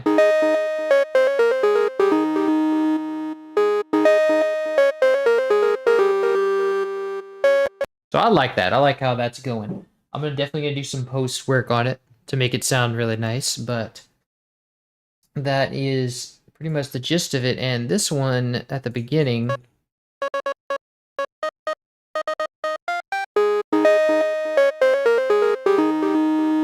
I feel like that one hasn't really changed that much. Let's see.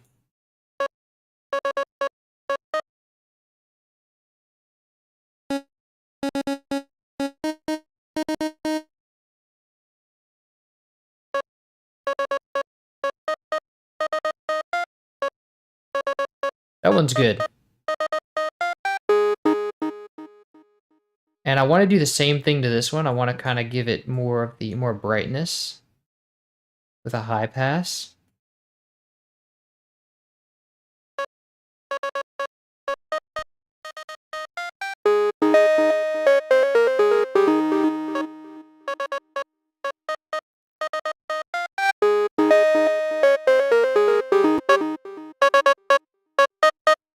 I don't think that one needs to be that loud. Just keep it 100%, I guess.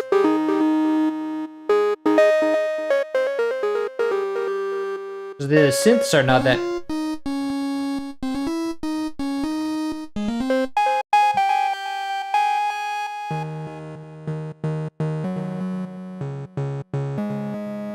Okay, so that's good. And these both have their own track, so...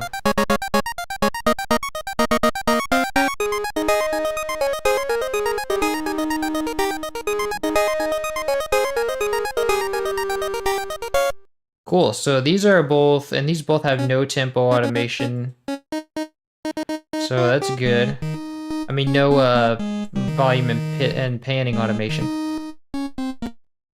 So we can move on, then move on to this. This is a trumpet. Wow, very low trumpet. This just stays a trumpet. This is just some extra trumpet notes to give us some more to do. Let's see.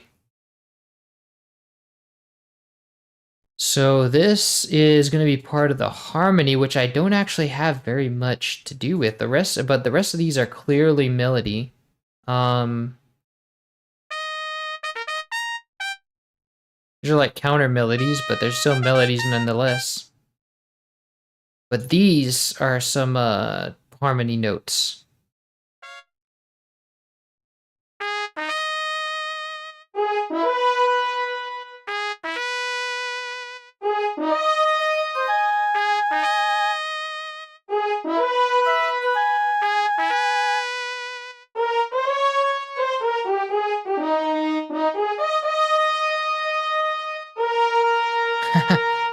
Extra trumpet is Ruby and Sapphire in a nutshell. That's what I'm getting the sense of.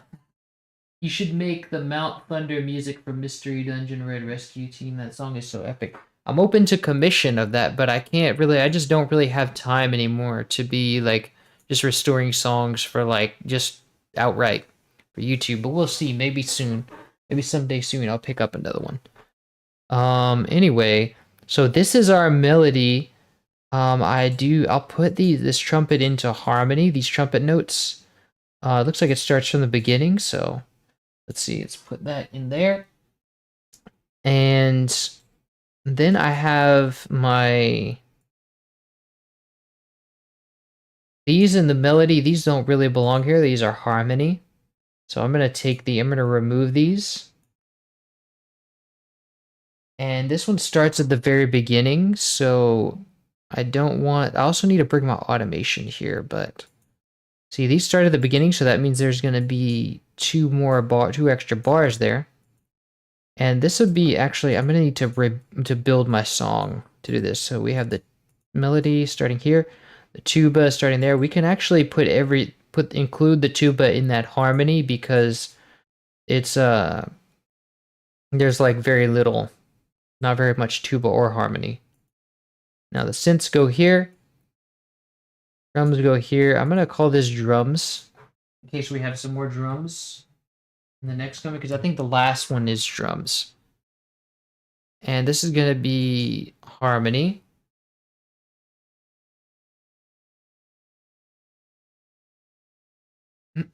So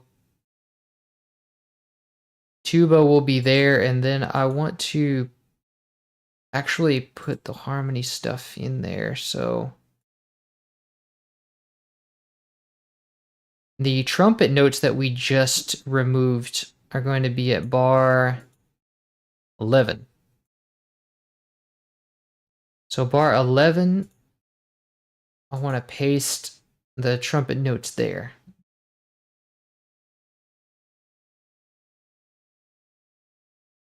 And I also want to take my trumpet automation from the second.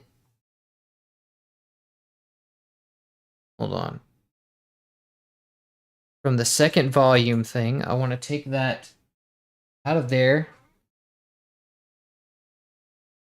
And I'm going to paste it into harmony at bar 11. Hold on. Let me set the snap to be a bar, a beat.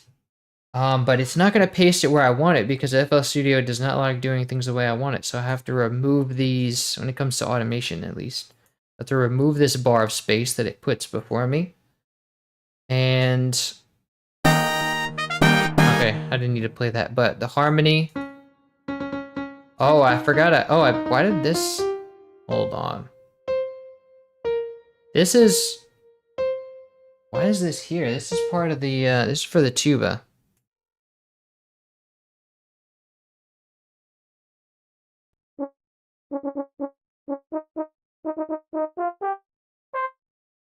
Wait a minute, I'm getting confused. Oh, I didn't put, oh, that's the trumpet. I didn't put the tube in there yet. It's too much stuff coming at me at once.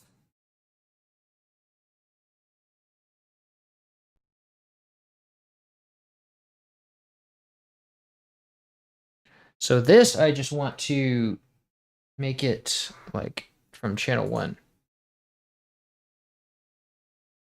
But there's already there's not really trumpet at the beginning, so that's okay. Actually, I do think I want to have all the trumpet on one line. If I can, so just to make it easier to like differentiate. See, I want this to be like French horn and flute.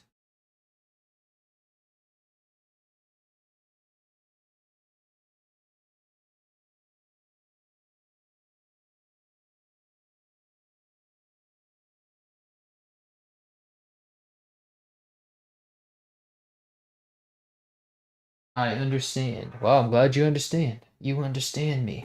Thank you. So you're following along then, huh? Nice. So this, I'm going to cut all my trumpet notes.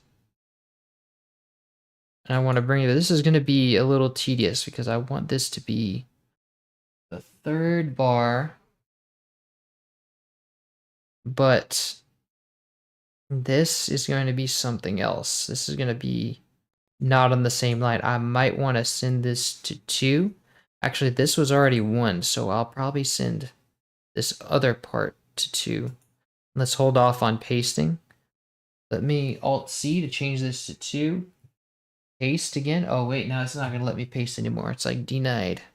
No, wait, I think I just need to select this. Okay, there we go. So this should be on channel 3. Now this is going into, now we don't have 2 channels going at once.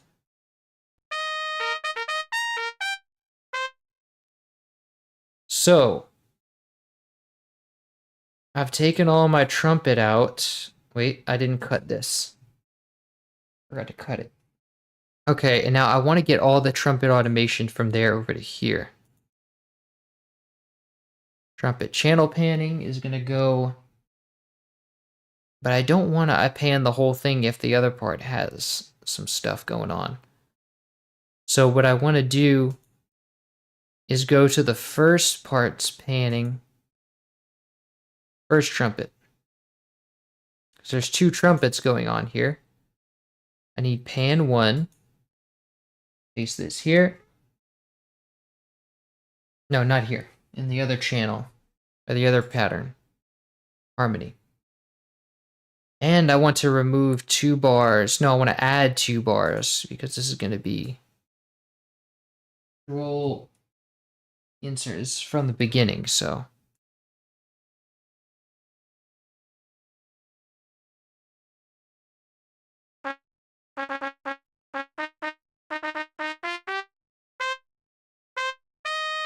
And this is part 2 going here.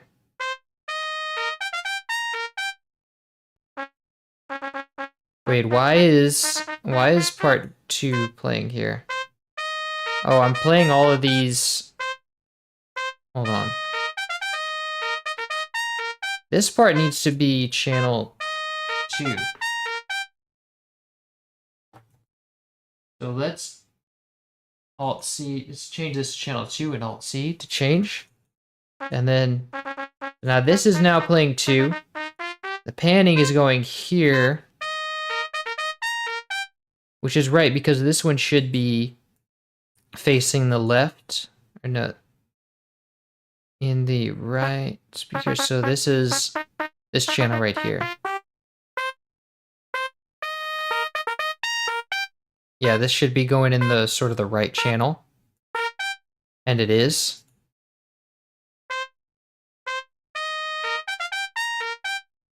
Nice. And now the other trumpet is centered, so that's right.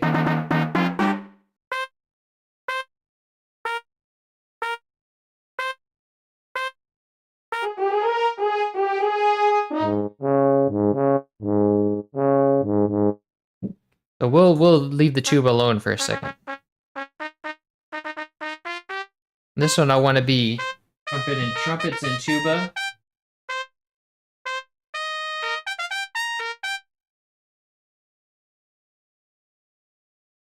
So now if we go to our hold on.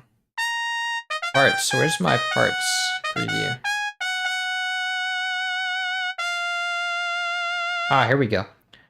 So these are, it doesn't show me panning though. But for now, I want to go and find the rest of my controls. Trumpet volume 1. Going to be cut and sent to trumpets and tuba. And for some reason, I need only 4 more bars extra, but FL Studio never pastes things where I want it, so paste automation where I want it. So this is going to be, which should line up with one of these notes, yes? Cool.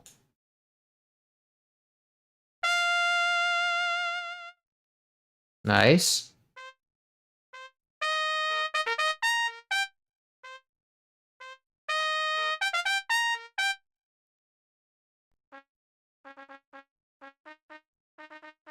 Oh, but this one still has, I need some volume automation for that one.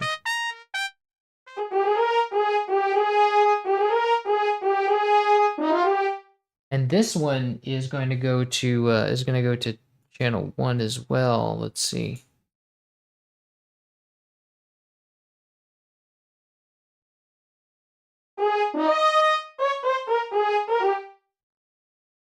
This one's gonna go, let's see, this is gonna get deleted. This one needs to go with that part where is that part actually?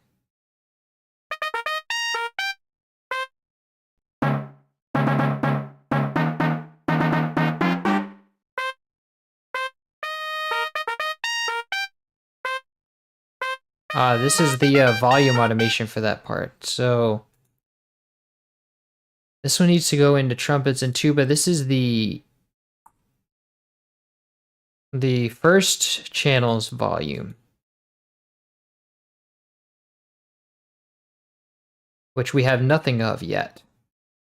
Oh wait, no, that's the wrong channel. Okay, so here we go. We have to splice this into here. We have to start it on bar 3.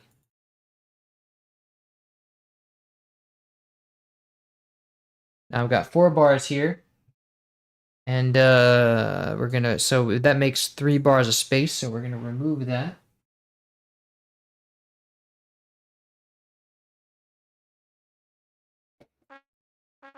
And so I still have to paste my volume for this one. I see, I have some at the beginning, but I didn't, there we go. Cool. And now for that trumpet part over here, my volume automation is not doing anything, so that's good. That's fine. It's keep it the same. And that pretty much does it for the trumpets. The trumpets are pretty much covered now. And I don't really have any automation in that other pattern. See, channel number 2, volume. What? Did I paste? Oh, wait, I pasted this. Why did I put this there to channel 2 volume? That's crazy. Pasted this in completely the wrong place. I don't even know what that goes to anymore. I already have some stuff going on for the French horn. This I don't want, but I do want to find out where that came from. I can make this. I already got. So let me look at where that stuff came from. Not there. Here. And what is going on here? That is the flute's volume. So we'll put this at the end of the flute's note. Actually, I want to capture that that part so I don't have to draw it in. So this whole phrase can go. French horn and flute. And this is supposed to start 3 bars in, so let's paste that there. And once again, let's go to the flute's automation. And this should start at the very end of the flute's note. Yes. Perfect. Nice.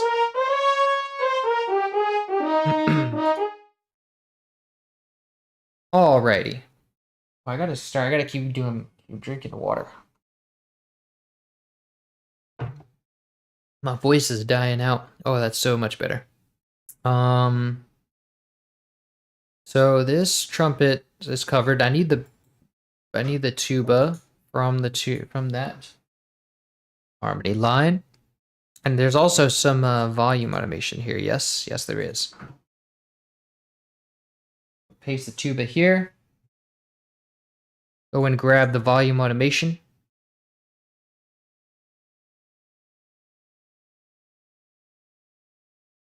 Cut that. Paste that here.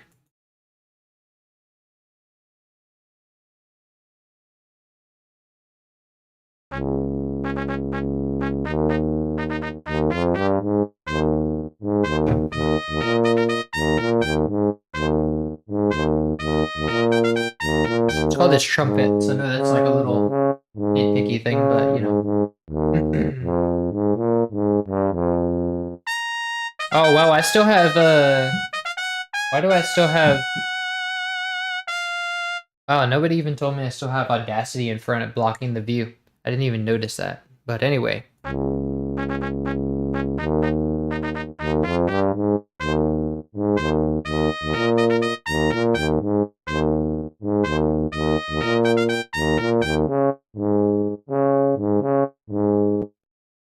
Okay, so now what do we have next? What is our last channel? This is going to be drums, right? Yep. Crash is not supposed to sound like that in the game. It's just a regular crash.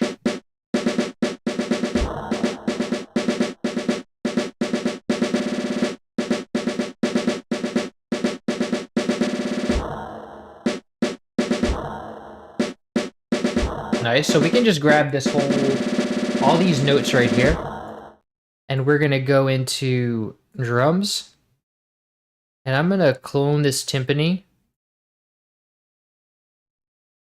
and I'm gonna call this snare, and I'm gonna send it to its own mixer track. And this is going to go into channel 10. I'm going to go to part 10, where it says standard. I'm going to select orchestra. And I'm going to turn the reverb off.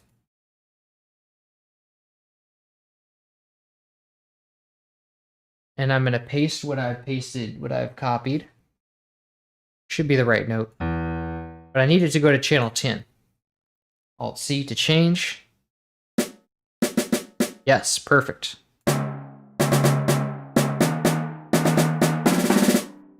And now the only other thing is there is actually a snare roll sample here. So when it does like a roll, I can do... Hold on.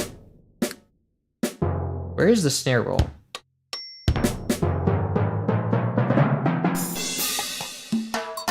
I swear there was a snare roll here somewhere.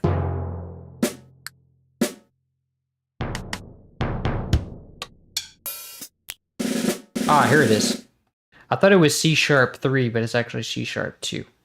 So that means that we will go and zoom in here. Now you can see where there's the snare roll, but it kind of... See, it doesn't sound good on the notes because it would sound better.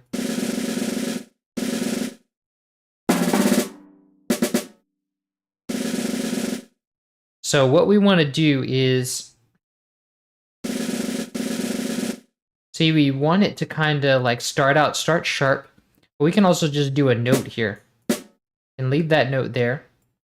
We want it to start sharp and then roll. Actually, I want this to be a full note.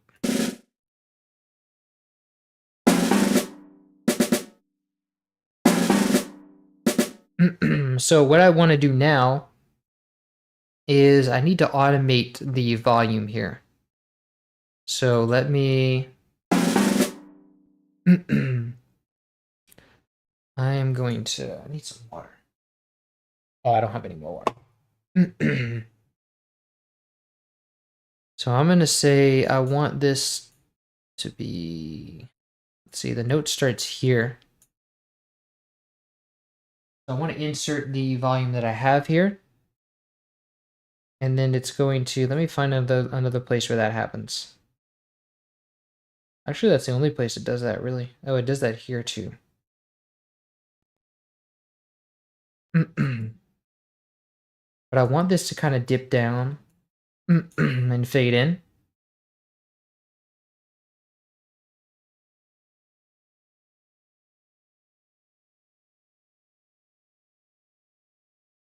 And let me go, I want to go see those notes again. I'm just going to mute them.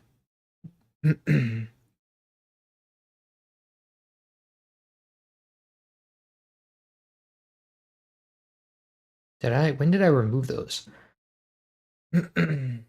Oh, hold on.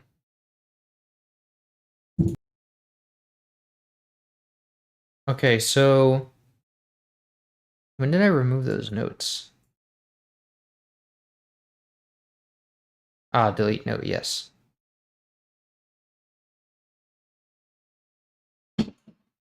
So I want to go control insert, and then it's not a big volume dip. You have 62%. It goes from 88% to 62%, so that's like 20%, 25%. Yeah. So we're going to go from there to there, and then just bring it back, feed it back up. There we go.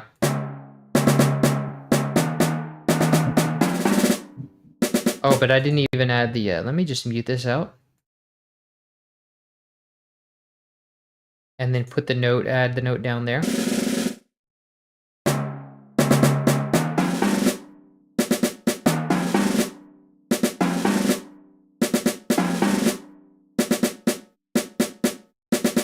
But I also want it to be accurate because it starts too early.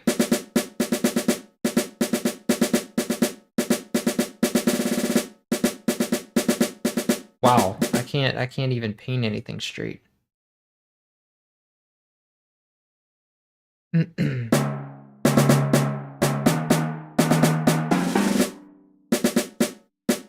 Nice. Oh wait, I'm gonna need that.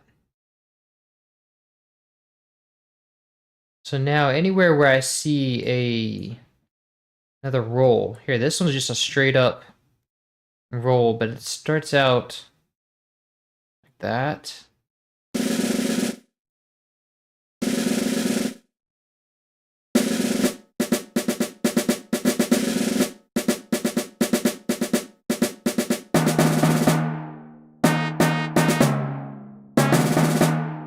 Actually, these rolls are not that fast. I think I think we can leave them as notes because in the other one, in the other songs, they were like a lot more rapid than that. So those aren't quite rolls, I think. I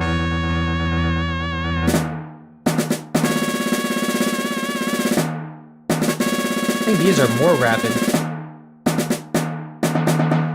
No, these are the same.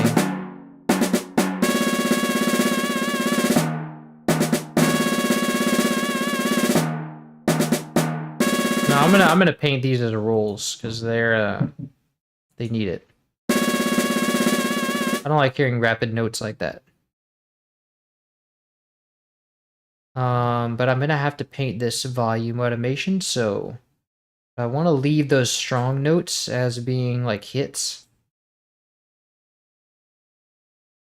And so what I want to do is get that note all the way through.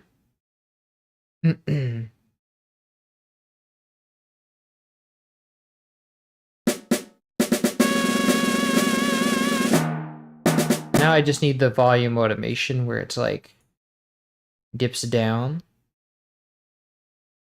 But I didn't. I think I deleted that. I don't need to delete that. I just need to mute it.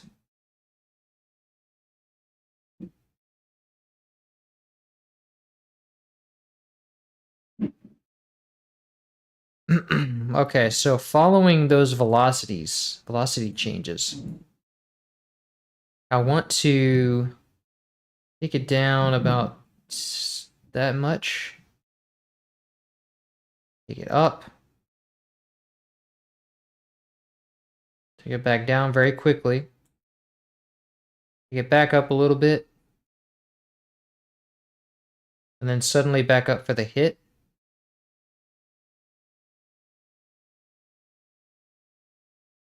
And then slowly take it down and back up for 2 bars.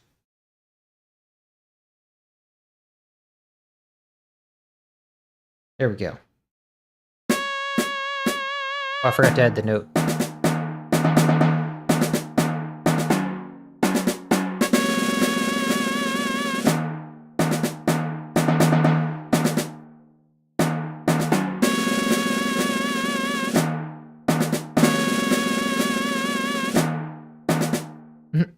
Oh, but it messes up. Okay, so it stops it. No, it doesn't. But I can't really tell that. I think I need a stronger curve, because I can't tell.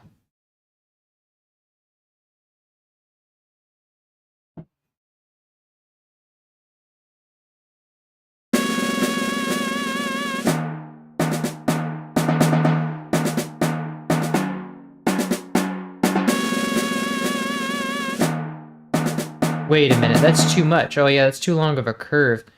I need this one to go. For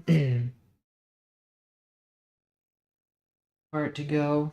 So this is gonna be going all the way down.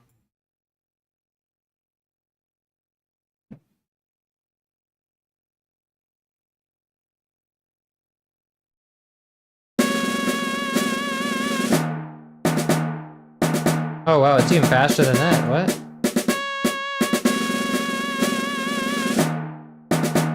Okay, so this is a lot faster than I thought. So what I want to do then, I'm going to undo all of that. I'm also going to add this note. And now I just want to, so I want to go down on this first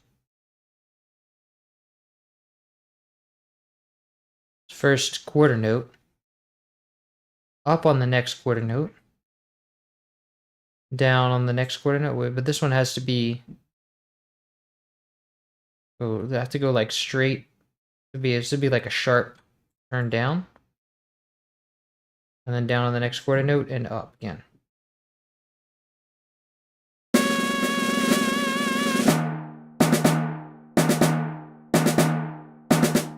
I'm just gonna loop that part.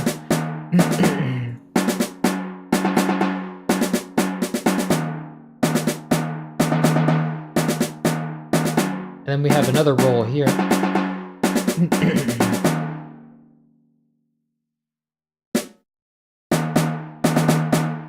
want to put this note down here.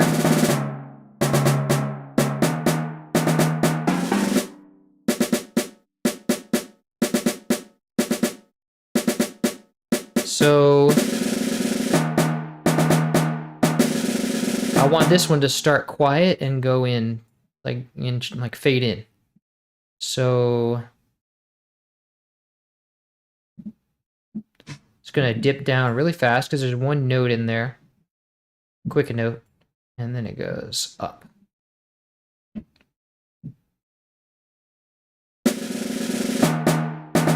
Yes. Ah, we have one more quick roll. Let's mute that out.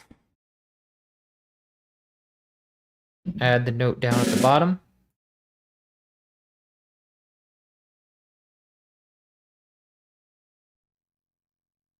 And let's put our cursor here. Now we just want to paint that quick ramp up at the end. Dip down very quickly.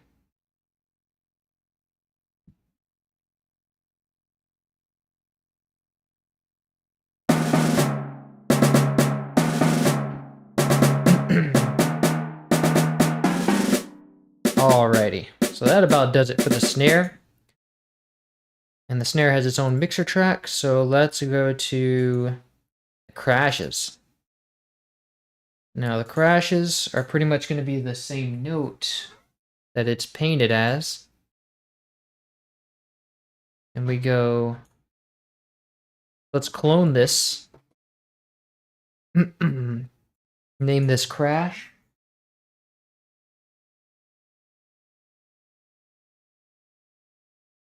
And paste.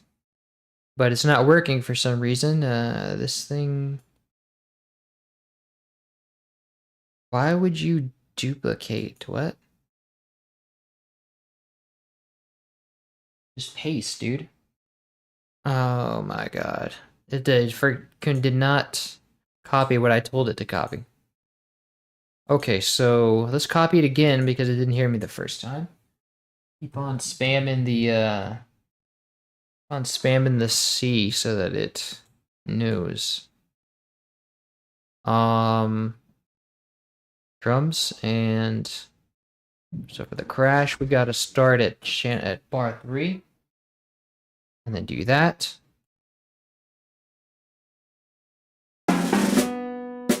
Oh, but it's got to be channel 10, so let's Alt C to change to channel 10. There we go. Now we got the crash.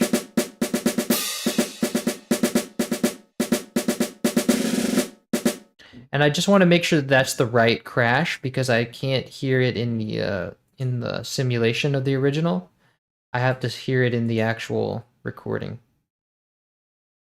Where is... Oh, yeah.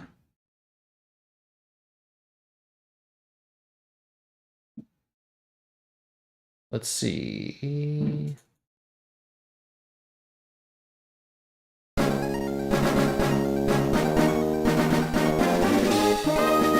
So it sounds like that, and then... Yeah, that's right. That's good.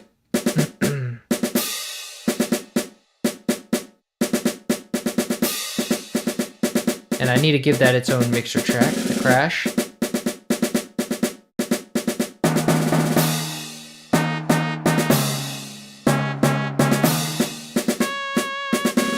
Wait, but why is there trumpets in here? I don't need those. Let me see. Those should be in the trumpets and tuba section. And what bars are those that I want those in?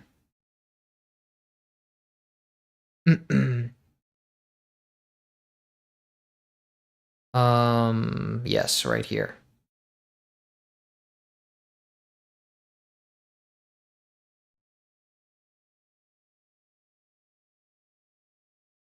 So that goes here. And it still didn't hear me the first time. Wow. Okay, it's not listening today. And I cut it, so it forgot that I had copied it. Oh, because I copied the whole line, that's why.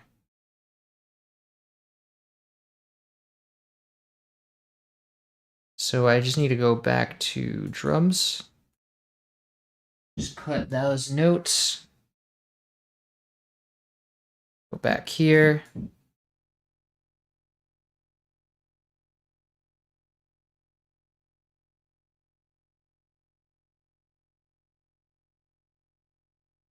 Oh wow, it pasted it right by the cursor. That is not what I wanted. So let me see, what did I want? I wanted it to be halfway here. There we go. There we go, that's what it did. That's good.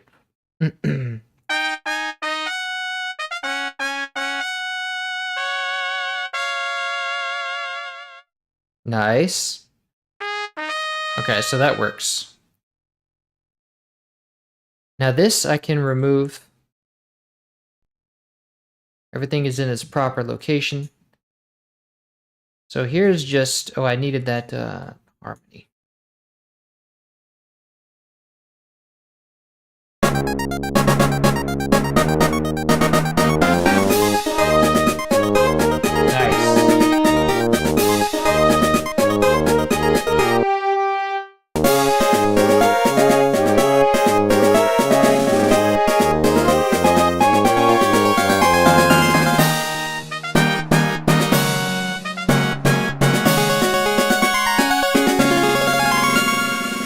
Maybe the pulse doesn't need to be that loud.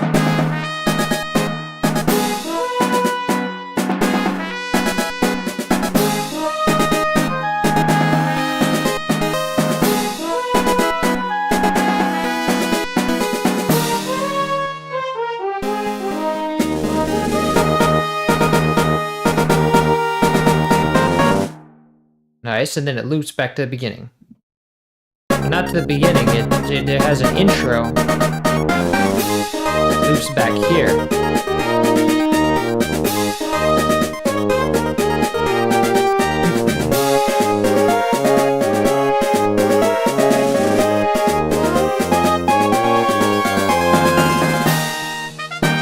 The French horn sounds so far away.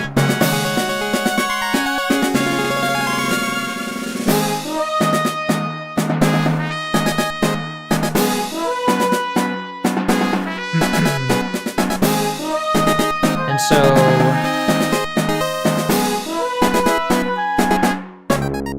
so I would just want to check this against the original. Let me see.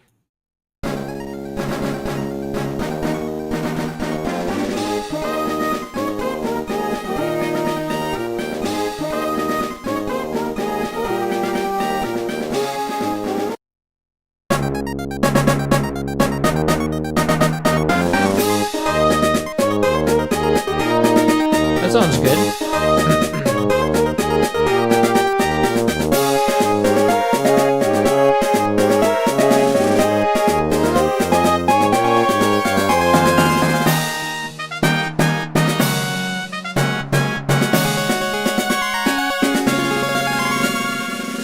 Nice. So now I just want to go through every instrument and kind of make it, like, put some effects on it, make it pop.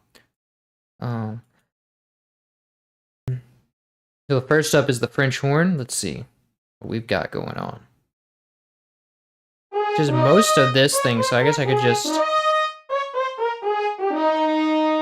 Let's give it some chorus to make it stereo.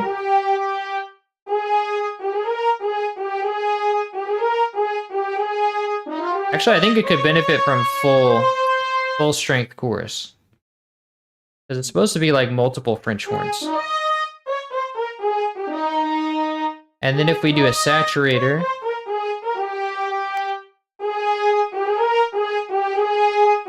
Nice. Now let's send this to lead reverb.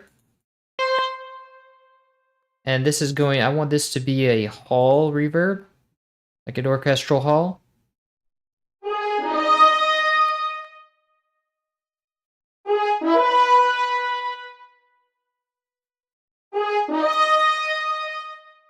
Nice, very nice.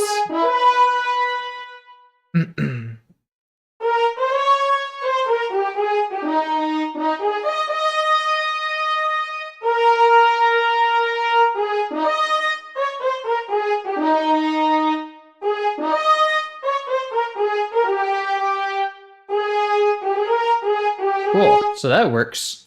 Now I just want... Also, I think I want some, I want to have a exciter on that to bring out the highs in it. Although it does have a lot of highs, I really want them to be crisp. That's going to sell it as an instrument.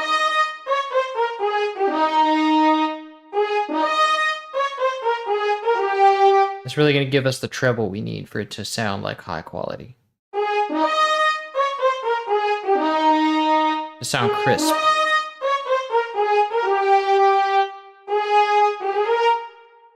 Nice. Okay, now our flute.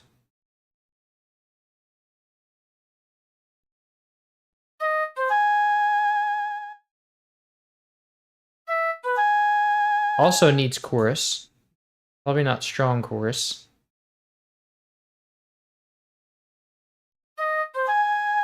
Yes. And now saturation.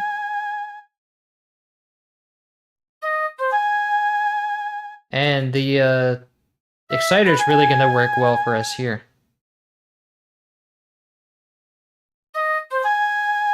Yes. Let's send this to lead reverb.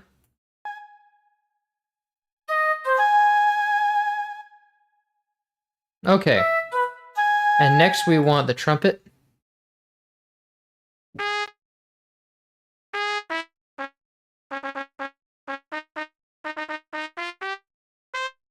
Chorus.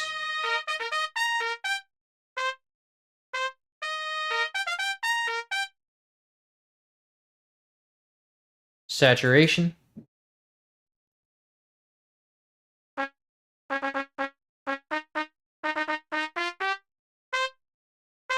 And an exciter.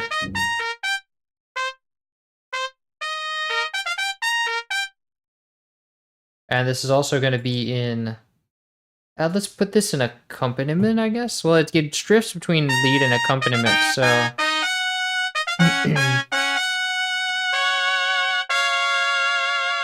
Let's put an accompaniment. Ooh, that reverb works nicely on it.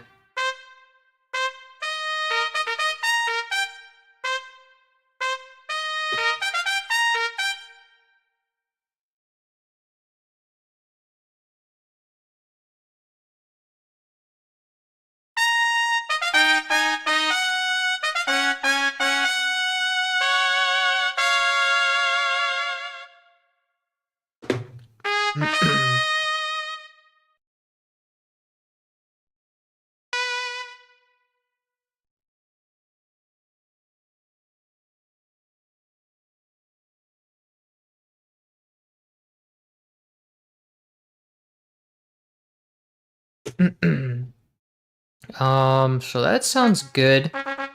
Now the tuba.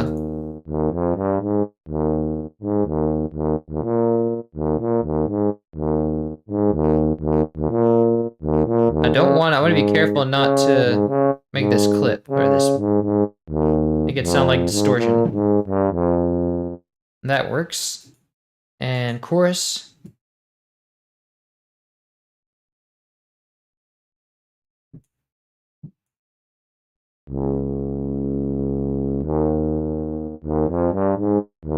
Nice. And exciter.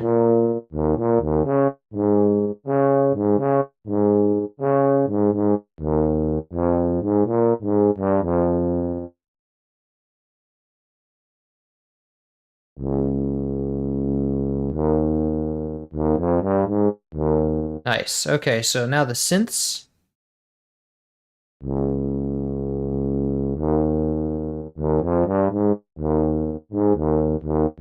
Oh wait, I have to solo the mixer. So I'm giving it a chorus. So it doesn't just sound like a raw, so it doesn't sound so raw.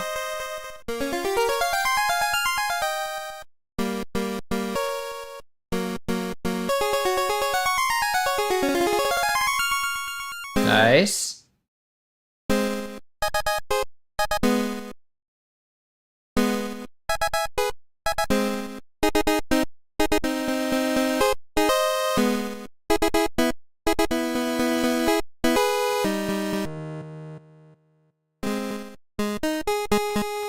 Nice.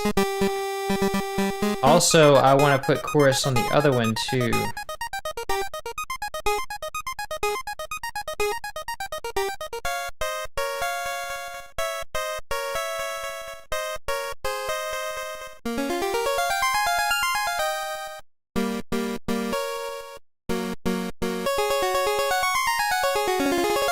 Nice, and I want to put a little bit of saturation on this too. Not so much since there's two channels going at once in here.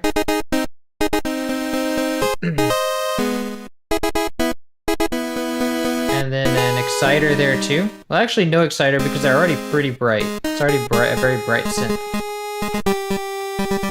I do, however, want to, probably going to want to put some brightness on this other one.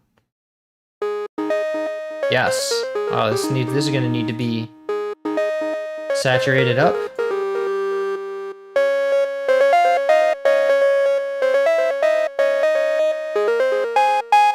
I just think this needs to be raised in volume. Yes, there we go. Now I have something to work with.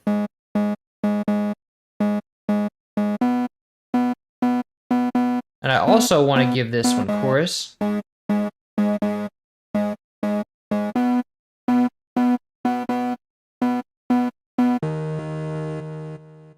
Nice.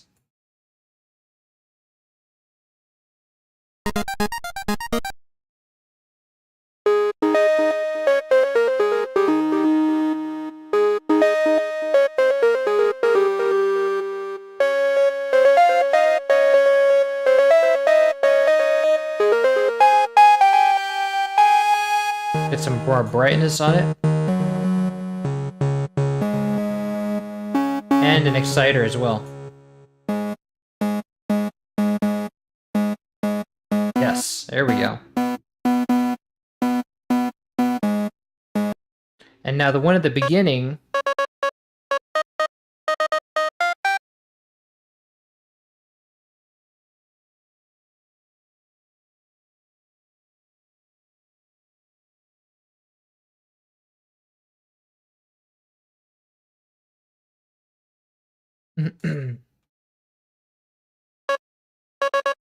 Okay, here we go.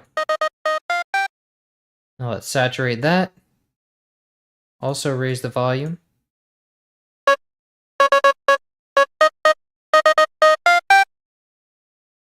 Raise the treble. Put an exciter on it. Nice.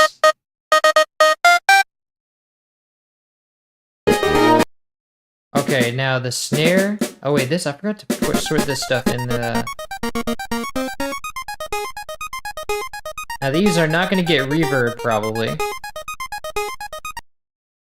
going to be an accompaniment. Nice. This one's not going to get reverb either.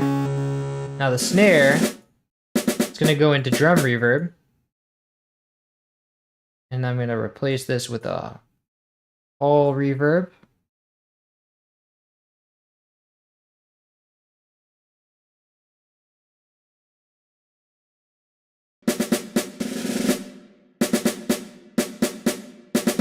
And this one too. Now this we're gonna do saturation. It's very bright, so I don't think we need any exciter on it. This we're gonna want the crash we're gonna want to excite too.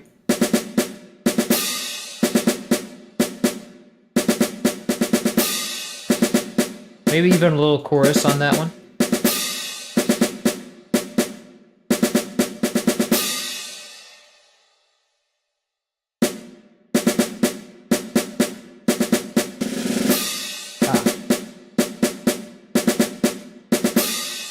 Okay, so that sounds good. Oh, the timpani. I need to do the timpani.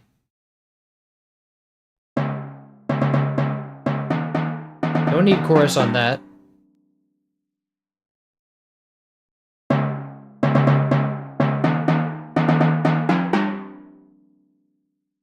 Actually, maybe a little bit of chorus would do it well.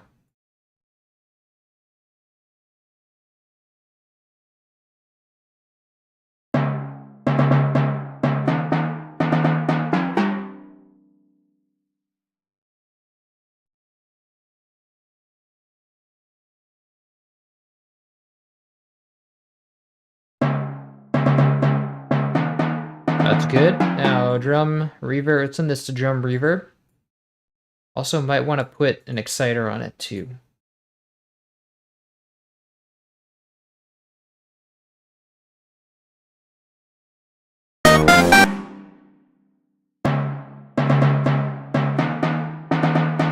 Okay, now let's hear how it sounds all together.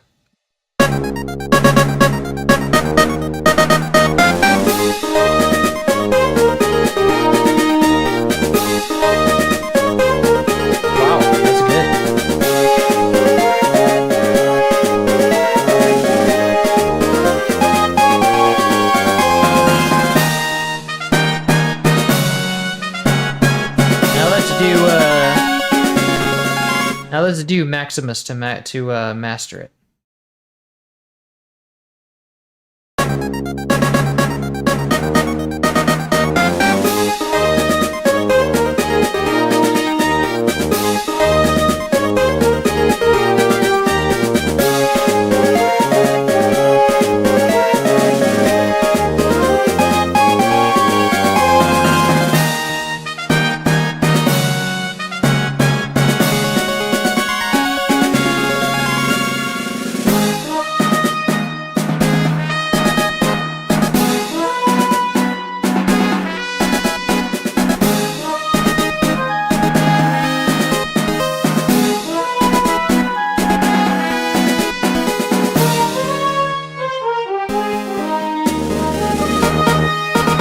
Take down the synth some.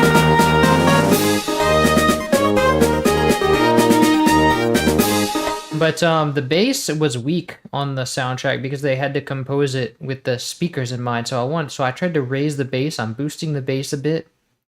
I'm also suppressing the middles because I don't want them to be as loud because the soundtrack was mostly middle. And I also want, let's see, I want to press the highs some too.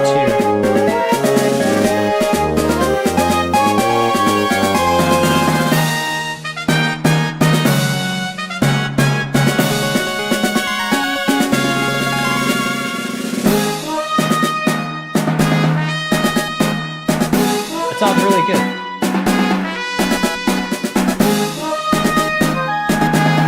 Let me save this.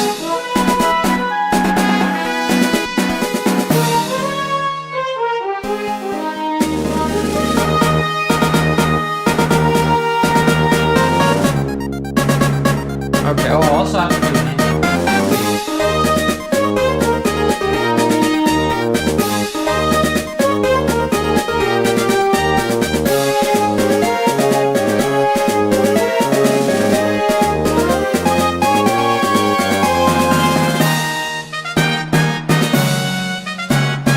So this is a looping song, which means we need an ending.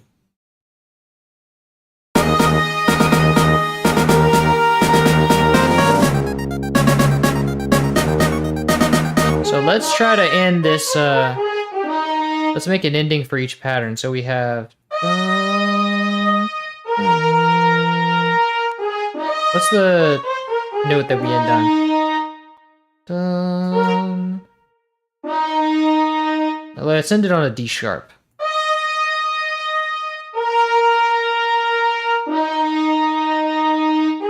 Nice, because it is in like D sharp major, I think. No, it's not.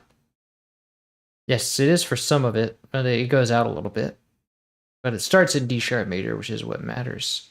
No, it's not in, it doesn't start in D sharp major. Starts in C sharp major, G sharp major. Okay. So maybe I should end it on G sharp.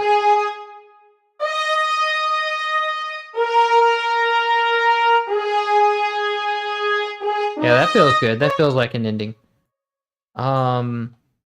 Yeah, and it starts on G sharp too, so that makes sense. So now the tuba starts on C sharp, and it leads up to, actually we can end it on a G sharp.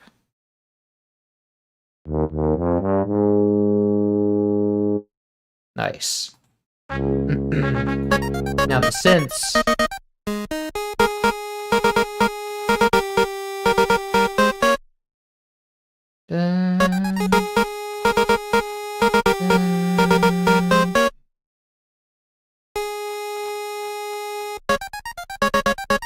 Yes, okay, so that can end on that note. Nice. And now the other pulse leading to like, so if it's in G sharp major, we probably want it, yeah, we want this note to be a G sharp. We want this note to be a C because it makes a major chord. And which sound? Okay, this is this one. Now the other part of that would be a D sharp. So we want this to lead up to a D sharp. Cool. So here's, wait, if we want some drums for the ending. Let's see, do we want some drums for the ending? Let's see. Probably. Timpani should be just another D sharp, probably. Or maybe just goes down to G. Yes, because it's like a finish. Okay. And then just end on one snare note. Because every time, I think it's always hitting like the snare note and the timpani at the same time. I think they kind of hit together. Yes. Also like how it finishes on a, finishes the roll on a big note. Let's see, but I don't think they use the crash often enough to justify. Well, it does, you do it at the beginning of the loop, so I guess that makes sense to add a crash at the end. Yes. Nice. Okay. So let's see what we have. Yeah, we have to let this out. Wait, why does the tuba have some automation here? Maybe there was supposed to be a note there for an ending, but it didn't.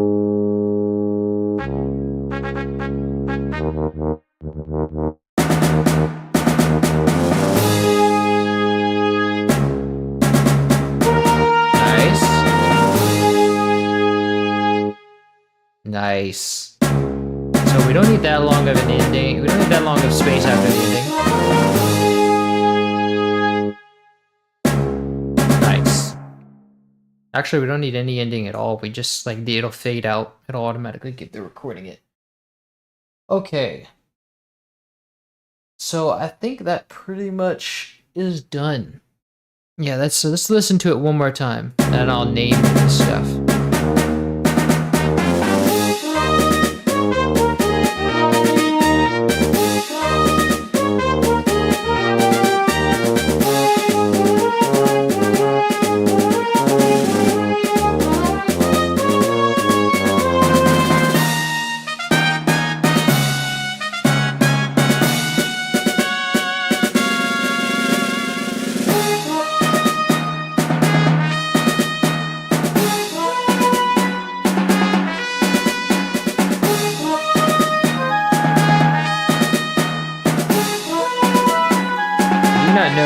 Who's the author of this? Let's see. Mirokazu Ayoki.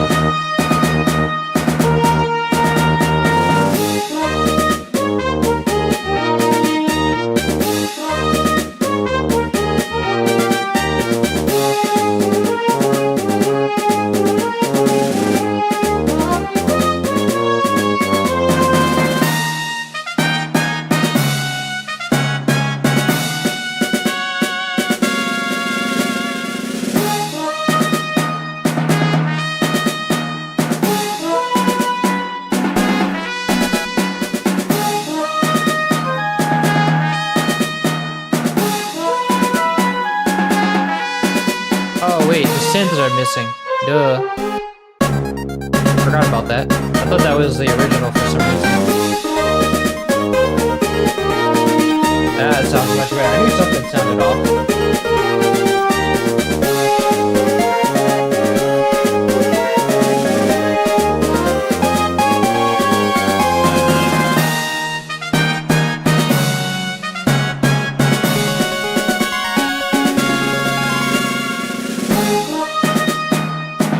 Beautiful.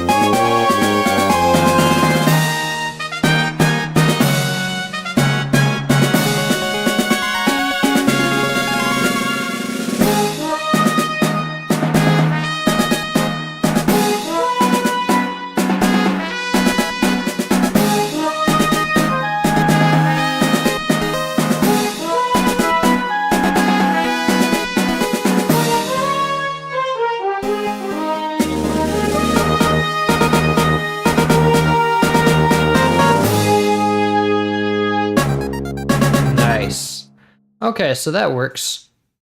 So that's that. This will be on YouTube either tonight or tomorrow, depending on how much difficulty I have with the video.